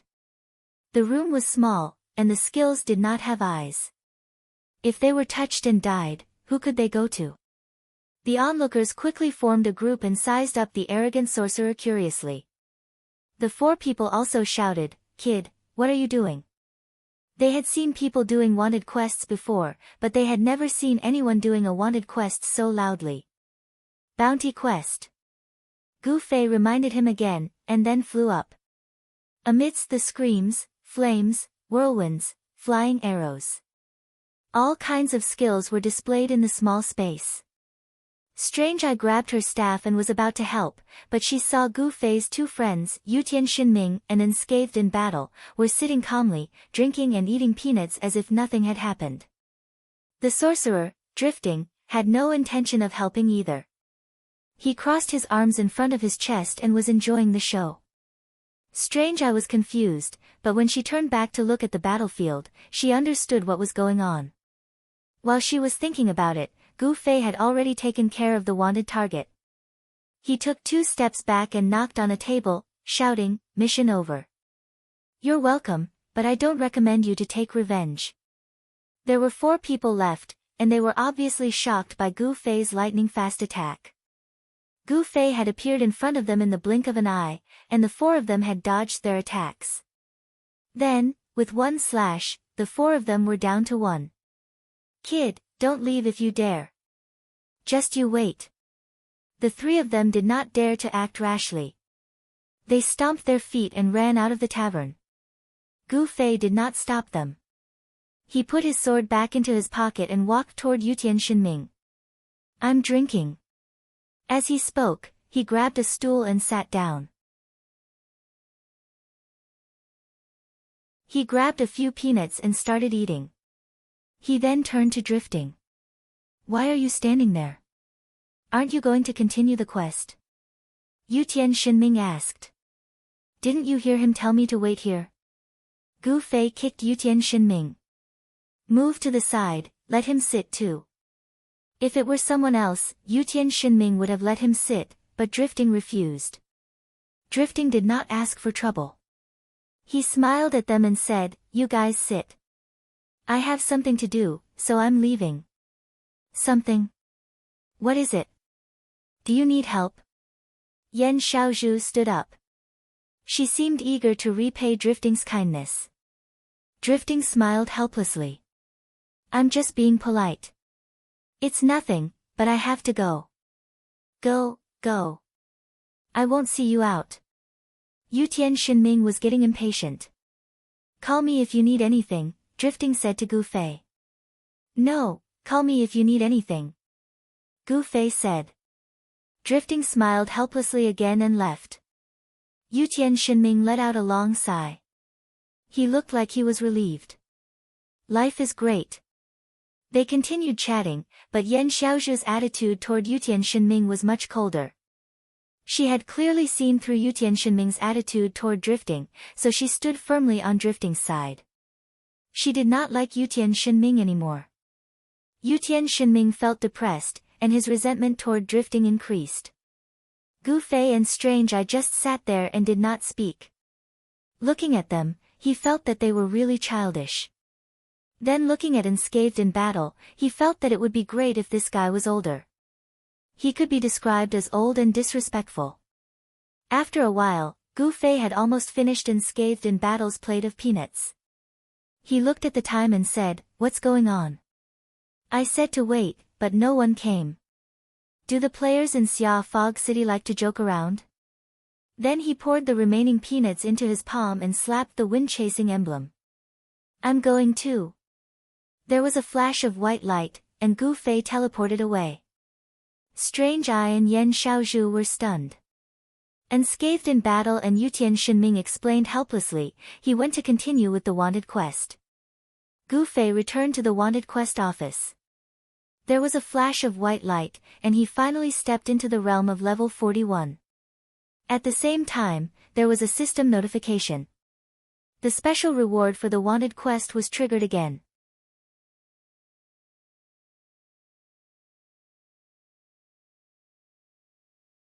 Chapter 431. Following the system notification, the first thing that was announced was the mission condition that Gu Fei had achieved, 300 wanted players, and it was emphasized that it was 300 people with no duplicate IDs. The second condition was relatively insignificant. There were many players in the game, and it was not so coincidental to always run into the same person on a wanted mission. In Gu Fei's career as a wanted criminal, he had not seen many accidents like this. They were all in Cloud City. After the conditions were announced, it was time to give out the reward. Gu Fei thought that it would be the vulgar Windchaser XX again, but this time the system had a new idea and gave him a wanted license. This thing was not a piece of equipment, but a mission item, and it was also used for wanted missions. According to the instructions, when accepting a wanted mission, show the wanted license to the management NPC of the wanted office, and you would be able to see the hidden information that normal players could not see during the process of looking up the mission. It was limited to the user. Gu Fei touched his pocket, and there was indeed a hardcover book in the blank space. He took it out and looked at it. It was black, and the words, "Wanted License," were written in silver font on the cover. He flipped it open, and on the left page was a badge. A thorny thorn wound into the shape of a shackle. This badge was familiar to Gu Fei, as all the wanted offices' door signs had this pattern. As for the right page, the first line was the license number, 1, the second line was the holder's name, Chinli 1 Drunk, the third line was the holder's profession, Mage. Gu Fei seemed to have realized something. It turned out that he was now a VIP user of the wanted mission office. This pass was specially issued to encourage him. Therefore, Gu Fei wanted to see what kind of special treatment he would receive as a VIP. After waving the ID at the NPC, he clearly saw the NPC nod at him. When he accepted the mission, he saw the legendary hidden information. What was hidden information? Player's name, profession. At this time, in Gu Fei's eyes, the large number of wanted players listed in the mission office were no longer just numbers and PK value. Each number had a name and profession behind it. This made Gu Fei overjoyed. The first thing he thought of was that he could use this to find out the whereabouts of Azure Blade. But after flipping through it for a while, he felt dizzy. Killing people in the game was not against the law. Instead, it was a great pleasure. In a main city with tens of thousands of people, there were usually thousands of people killed. A main city like Moonlit Night City, which had a strong culture, was even larger. At that moment, Gu Fei didn't know if Jian Nanyu and the others were registered in Xiaowu City. Anyway, he just casually looked through the city's quests.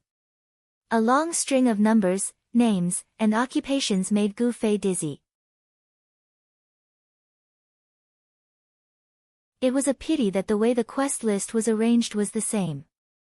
It could only be arranged according to the PK value from high to low. If only it could be arranged by name. I wonder if I can search it.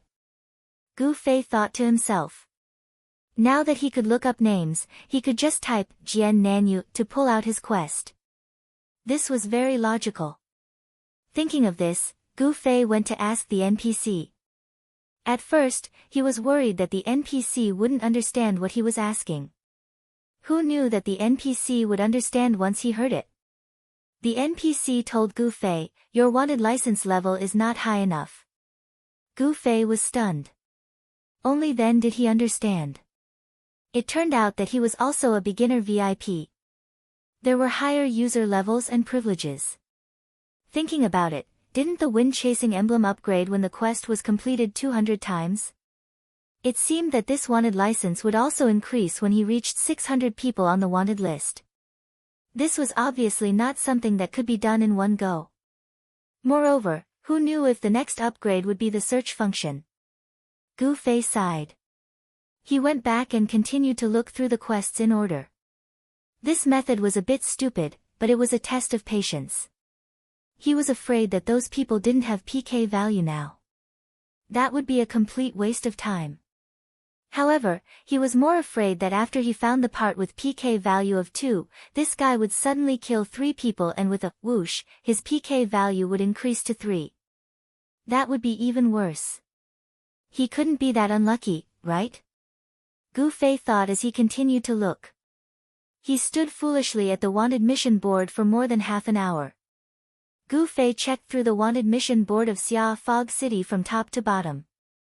None of the names of Jian Nan and the others that he knew were on the list. Could it be that they didn't register here? Gu Fei thought.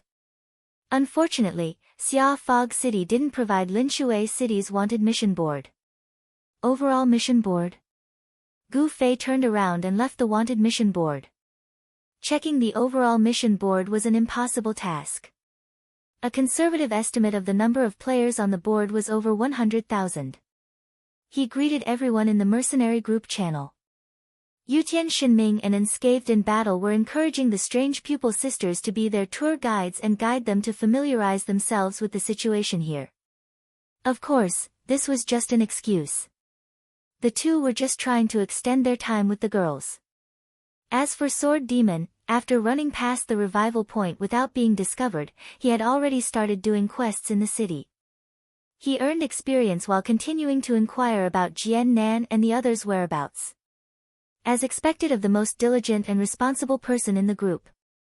As soon as Brother Yu asked him to inquire about information, he went offline again and still hadn't returned. Han family young master was still sitting in the tavern. Gu Fei felt that this guy was always in the tavern. He really didn't know how this kind of person could become one of the top 10 priests. Was he worthy of the other priests who worked themselves to death as nannies? How is it? Any news on Jian Nan? This person sat in the tavern and did nothing, acting like a boss. Gu Fei didn't hear back from the first tavern. The moment he sent a message, Han family young master asked him to report on his work. There's nothing else. Gu Fei said. There was silence. We can't even confirm if they are registered in Xia Fog City. Gu Fei was furious. If he could confirm Jian Nan's registered address, Gu Fei felt that with the wanted license in his hand, he would be able to catch Jian Nan sooner or later as long as he was patient. They were in the business of robbing, so it was impossible for them not to have PK points. Furthermore, he was doing wanted quests every day. If he searched for Jian Nan for half an hour every day, he would definitely bump into Jian Nan. When did he meet up with the strange eye? Asked the son of the Han family. Gu Fei didn't ask strange pupil this question. Naturally, he asked Unscathed in Battle and Yutian Xinming, who were still stuck to the strange pupil sisters. Strange pupil didn't hide anything and told them the truth. It was around 8:20. Jian Nan's group of 7 arrived at the waterfront at 6:03 and left at 6:09. We walked for 1 hour and 47 minutes from the waterfront to Xia Fog City. Jian Nan's group might be more familiar with the route than we are, so we can save some time. Sword Demon, how long does it take to walk from the city gate to the nearest resurrection point? Han family young master asked. About 10 minutes, Sword Demon said. We left the shore at 6:09, so they walked for 1 hour and 40 minutes. They arrived at Xia Fog City at 7:49 and registered at the resurrection point at 8. They went to the tavern where they met strange pupil 20 minutes later. Time seems a little tight, Han family young master said. Did they arrive at the tavern first or did strange pupil arrive first? Unscathed in Battle and Yutian Xinming asked again. Strange pupil arrived first. What time did they meet? How did they meet? What time did they arrive at the tavern and what time did they leave? Han family young master asked again. You can ask them yourself. Unscathed in Battle and Yutian Xinming were very depressed. They were questioning a girl like she was a criminal. How were they supposed to woo her? Qianli, you go. Han family young master acted like a boss again. Why me? Gu Fei didn't want to do the job of recording someone's statement. Because you're the one who wants to kill Jian Nan to earn money, not me, Han family young master said. Gu Fei had no choice but to go to the tavern himself. Yutian Shinming and Unscathed in Battle had already foreshadowed this for him. They told Strange Pupil that Gu Fei would ask her some questions in the future. Ahem. Gu Fei still felt a little uncomfortable after meeting Strange Pupil. He sat down and cleared his throat.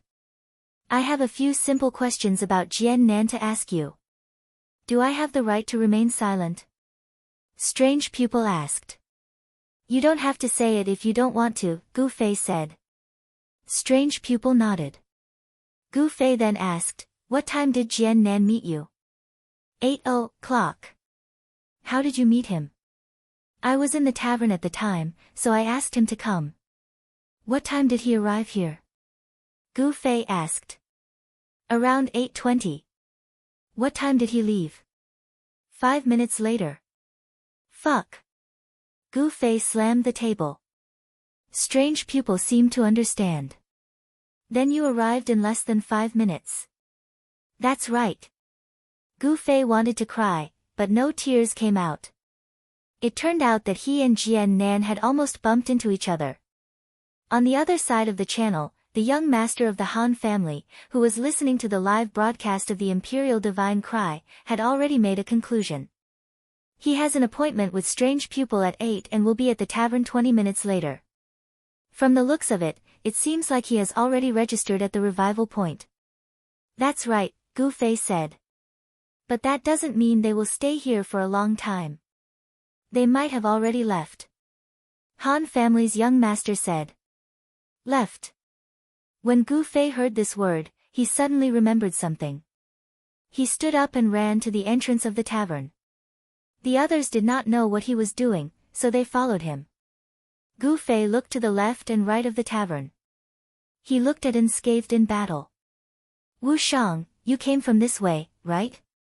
Gu Fei pointed to the street on the right. Unscathed in Battle nodded. Yu Tian and I came from this way. Gu Fei pointed to the left. When we came, we did not see Jian Nan. Are there any crossings between these two streets? Gu Fei asked Strange Pupil. There are 2 crossings. Strange Pupil pointed to the left and right. The one on the left goes north and the one on the right goes south. Where do these 2 streets lead to? Gu Fei asked. The one on the right is a normal alley. I don't know where it leads to. The one on the left goes north and you will reach the mercenary building, Strange Pupil said. Gu Fei immediately pushed Yutian Shinming. Go to that alley and ask around. Yutian Shinming's face turned pale. Are you asking me to die? Gu Fei was stunned for a moment. Then, he realized that he was an idiot on the way here. Making him move alone would make him wish he was dead. So, he pushed Zhan Wushang and said, the 2 of you go together. The 2 obviously did not have enough to chat with the girl. But now that they had something to do, it was not appropriate for them to refuse. They immediately headed in that direction. As for Gu Fei, he thanked Strange Eye and hurried towards the path on the left that led to the mercenary building. One of the 2 roads was the one that Jian Nan you must have taken.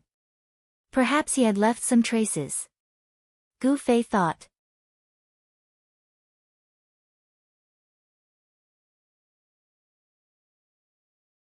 Chapter 432.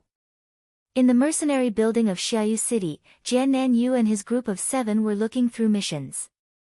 They were looking for missions posted by players.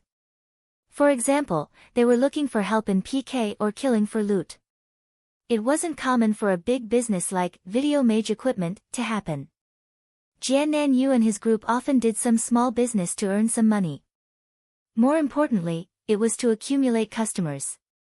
Jian Nan Yu's way of doing business was to start with these small missions to gain a certain degree of trust and contact with the customers.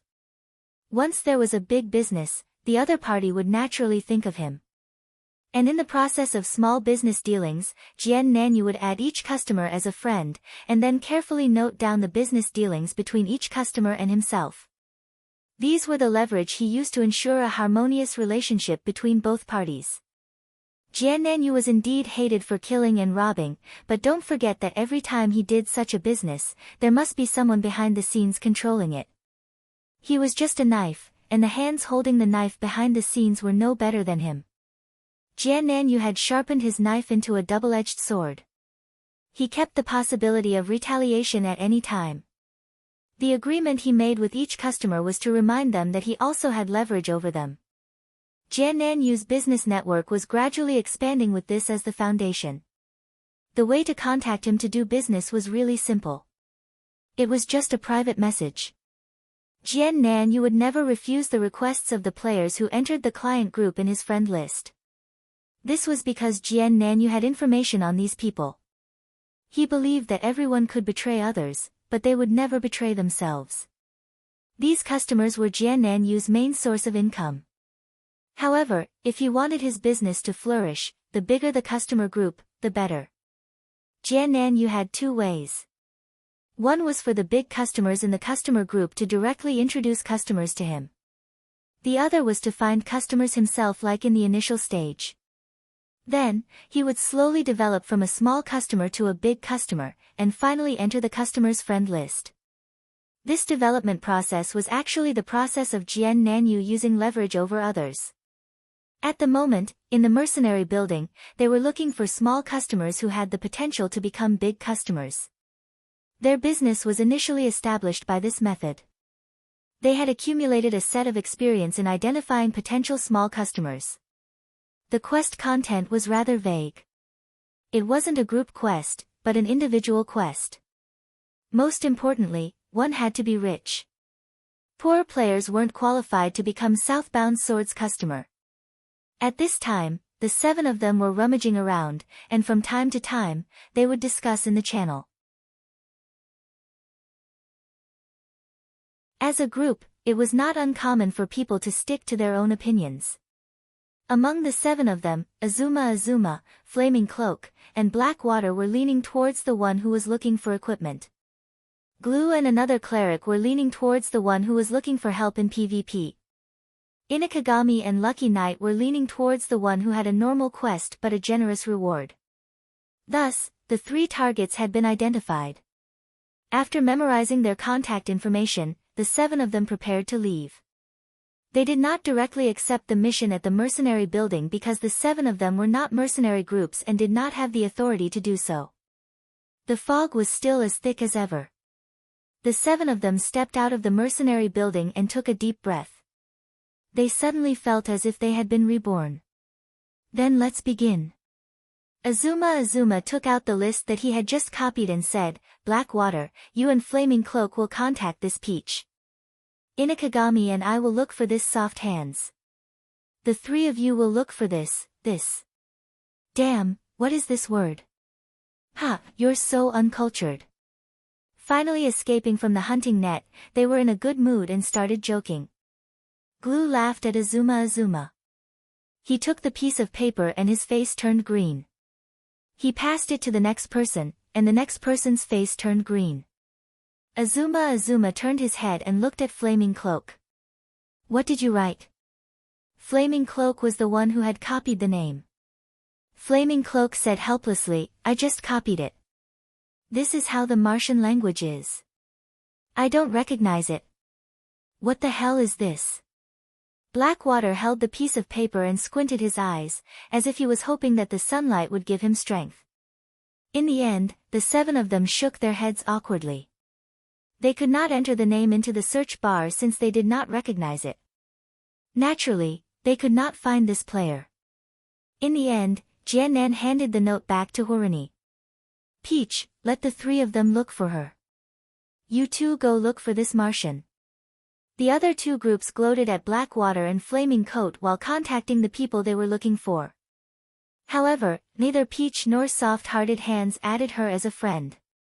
It was a common situation, so the 2 groups went to the mailbox to send the letter, leaving Blackwater and Fire Blazing Clothes to read the letter.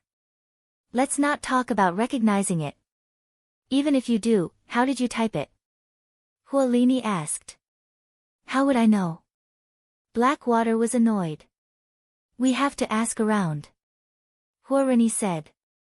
Look, there's a pretty girl over there. Blackwater pointed somewhere. Apart from being a robber, Wandering Sword's group of 7 were no different from normal players. They also had hobbies. For example, picking up girls was an extremely popular activity in the game. There was no lack of enthusiasts among the 7 of them. Starting from this pretty girl, Horini and Blackwater began to ask pitifully everyone they met along the way. In the end, not only did no one recognize them, they even received looks of disdain from others. For the sake of their career, they endured everything. The 2 of them clenched their fists and continued to search for the meaning of the Martian words. After walking down a long street, the 2 of them found nothing. Their mouths were dry. Let's go to the tavern for a drink. There are many people there, and we can ask around too, Blackwater suggested. Yes, and I think we should find the right solution. This kind of words is what non-mainstream people are good at, so we should ask the non-mainstream people. Look, it was unwise of you to ask that old man, Huolini said. That old man pretended to know it. It's fine if he doesn't recognize it, but he insisted that it's Oracle Bone script, Blackwater said. What input method can we use to input Oracle Bone script? Huolini asked. I don't know. Blackwater shook her head. The 2 of them chatted as they walked. Along the way, they met other players who might know something about the Oracle Bone script, but they still found nothing. Finally, they were about to reach the tavern. They hadn't met anyone along the way. The street was empty, and it was surrounded by thick fog. As foreigners, the 2 of them weren't used to this scene, and they felt uncomfortable all over. It's been a while, Blackwater said. Yeah. Huolini looked around. Finally, a dark figure appeared in the fog, and the 2 of them were delighted. Look, someone is finally here, Blackwater exclaimed. Who cares? Let's go and ask, Huolini said. The 2 of them didn't talk to anyone for a long time. As they quickened their pace, the fog became transparent, and the dark figure appeared in front of them. Blackwater held the note in her hand and wanted to use swift movement to meet the figure. However, the moment their eyes met, the 2 of them stopped. One of them was surprised, while the other was delighted. Gu Fei was very happy. He had only walked a few steps after leaving the tavern. How did they meet again so soon? Did Jian Nanyu leave such a huge trace after leaving the tavern? However, the 2 of them didn't seem to be the ones he wanted. Why are you here? Huolini and Blackwater said in unison. They had been cautious along the way. Glue was so tired that his eyes were about to bleed, and he was sure that no one was following them. After all, binoculars were something that the players didn't know existed in the game. Hee, what a coincidence. Where's Jian Nanyu? Gu Fei said. Huolini and Blackwater didn't say anything, but they quickly notified the other members of the group, that bitch is here again. Jian Nanyu, who received this news, wanted to cry but had no tears. As far as he was concerned, he hadn't done anything to Gu Fei at all. Why was this fellow pestering him endlessly? Can the 2 of you escape? Jian Nan's tone was filled with pessimism, directly using the word escape. It's difficult. Huolini said. Ever since they witnessed Gu Fei's 900 degrees dual blaze flash at the shore of Waterside City, they finally understood how terrifying Gu Fei was. Even if the 7 of them were to fight him head-on, they still felt that their chances of winning were slim. They had to resort to some unorthodox tricks to defeat him. Jian Nanyu finally decided to give up on the mission of looting Gu Fei's equipment. This was because looting equipment was a long-term and arduous task. He did not know how many times he would have to kill Gu Fei in the process. Every time, he would need to make meticulous arrangements and clever arrangements. Jian Nanyu felt that he was not a genius enough to come up with such a complex formation. After weighing the pros and cons, he finally decided to give up. It was too risky to deal with Gu Fei, and they could easily be trapped by him if they entered the market rashly. As such, they might as well give up on the mission. But now, It seemed that they had already been trapped by Gu Fei. They had actually chased him all the way here. What do you want? Huolini roared. Blackwater felt a chill down her spine. Huolini used a sentence commonly used in idol dramas. Even though they were facing a powerful enemy and their levels were at stake, she couldn't help but feel embarrassed. Gu Fei didn't notice it and said calmly, I'm looking for Jian Nanyu. Where is he? Oh, he went to the west gate, Huolini said casually. Is that so? Gu Fei smiled. Is it convenient for him to come over? I don't think it's convenient, Huolini said. Why? Because he doesn't want to see you. Does he want to see you at the revival point? I wonder if he's going to the Mage Academy or the Rogue Guild, Gu Fei threatened. Even though they didn't want to die, there was nothing they could do. Whatever you want. Gu Fei unsheathed his sword, but the two of them wouldn't close their eyes and wait for death. Huolini pushed Blackwater away. You run. I'll block him. Blackwater was a rogue after all, and she could escape from Gu Fei's clutches with quick movement. As for Huolini, she would talk about it in the next chapter.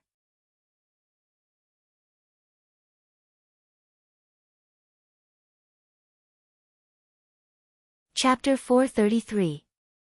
The sword-wielding Gu Fei quickly closed the distance between the two.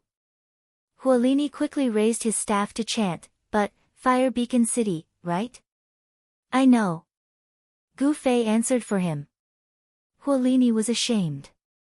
He only fought against Gu Fei a few times, yet his tricks were all seen through. Although there was nothing new about it, he still had to use it. Fire Beacon City, rise.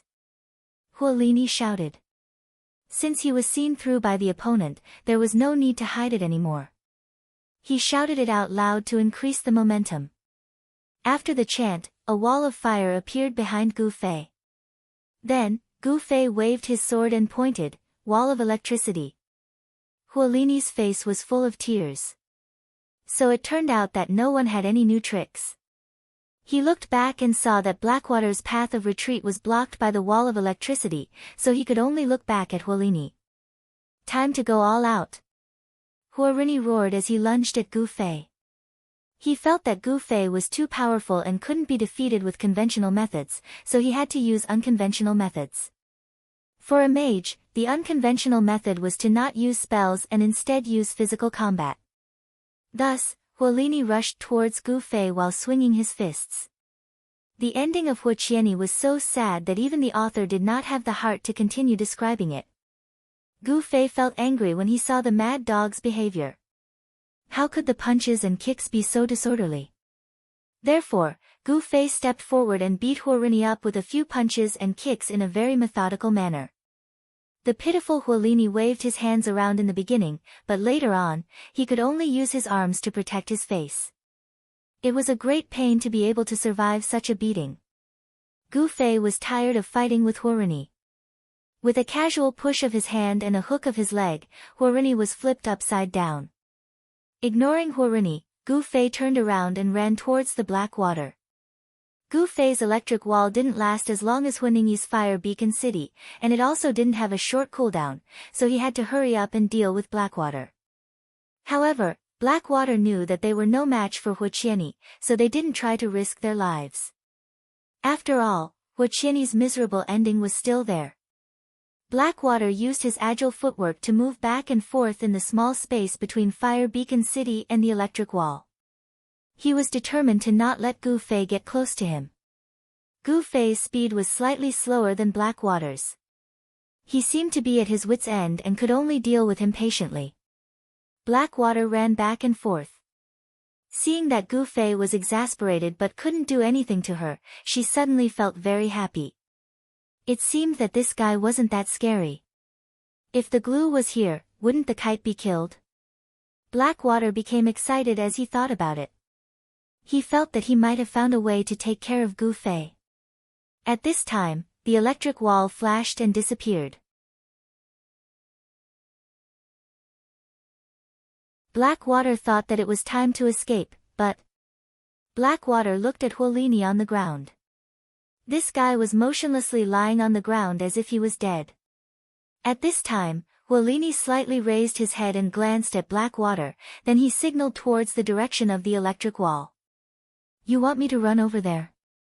Blackwater was ready to run away after the electric current wall disappeared, so he tried his best to stay near the electric current wall. Now that the opportunity was right in front of him, he found that Huolini's eyes were conveying this message to him.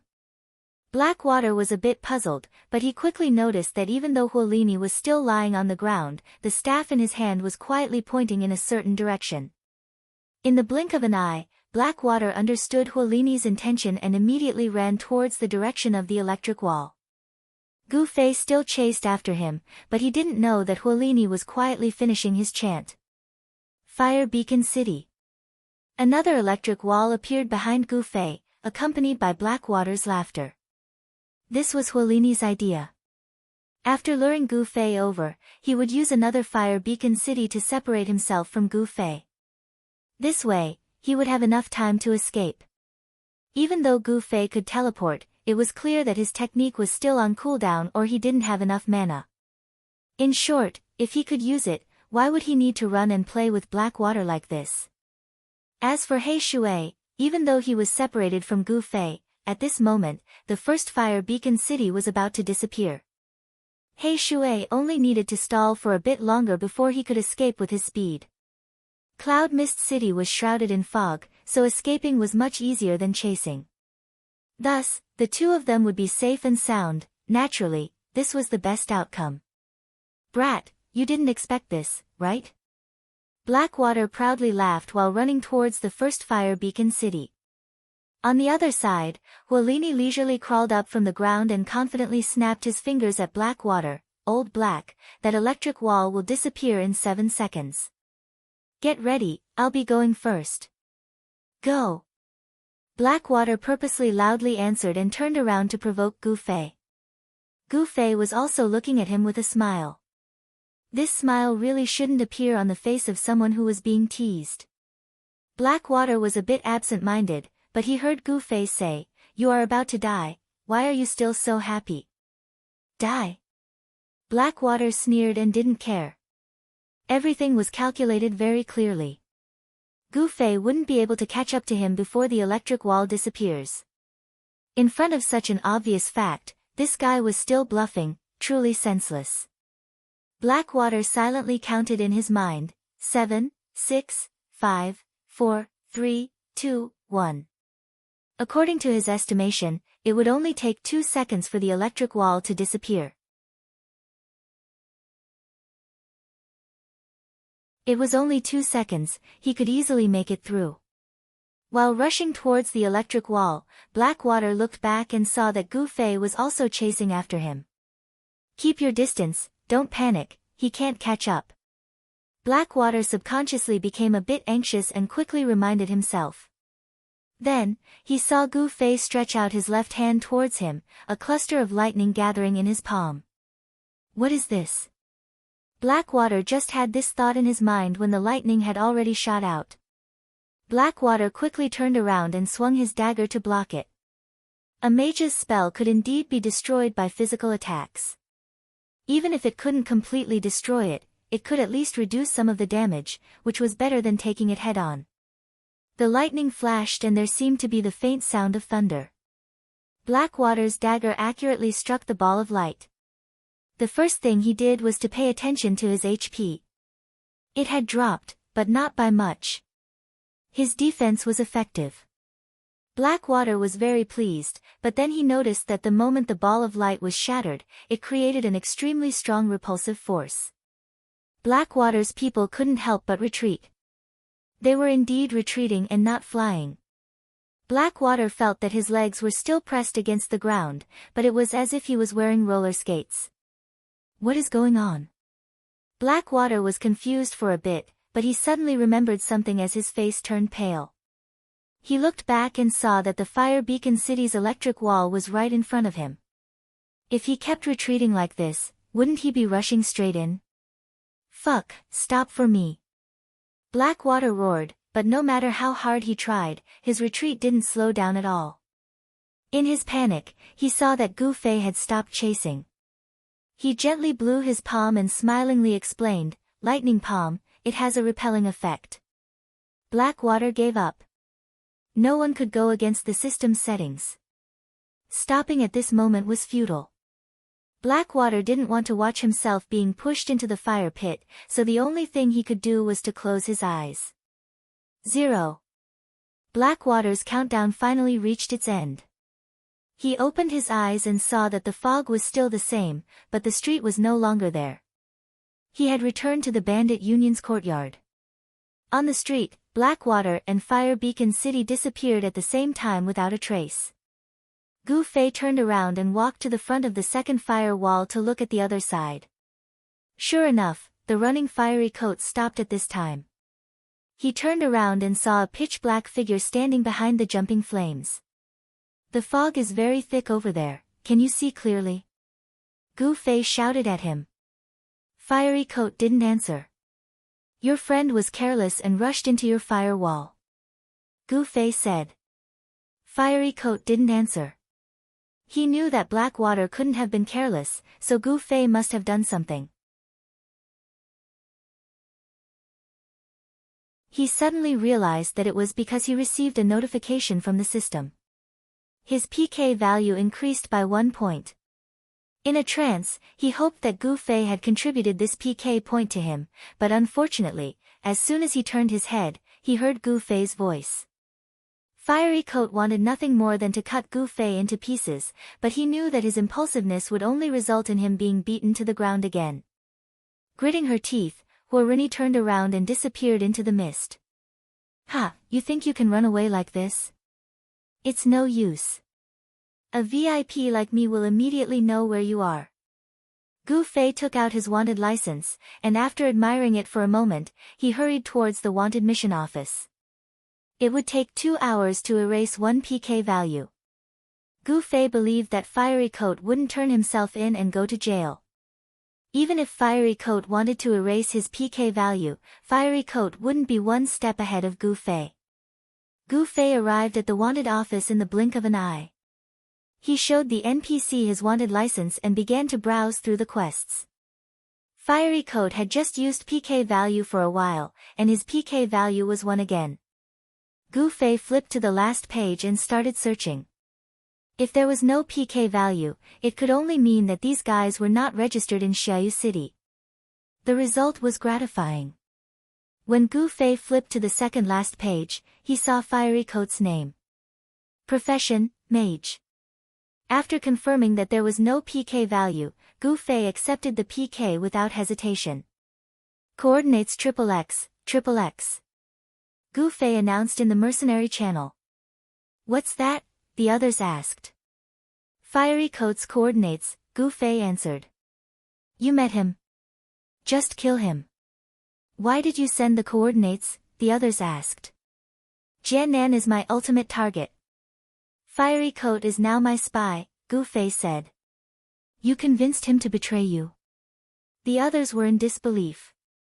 Gu Fei was good at inflicting physical damage. Was he an expert in hypnosis, too? So, Gu Fei gave them an introduction to the wanted license and how he had made the flaming shirt gain PK value. "Jiannan is dead for sure this time," the others exclaimed. "You're tuning in to the Blissful Bookshelf YouTube channel. We're so grateful for your support, and don't forget to subscribe to join us on this incredible journey through captivating stories. Your generosity through donations truly makes a world of difference, as it's the primary source of revenue that allows me to expand and enhance this channel for you. Thank you from the bottom of my heart for being a part of this adventure.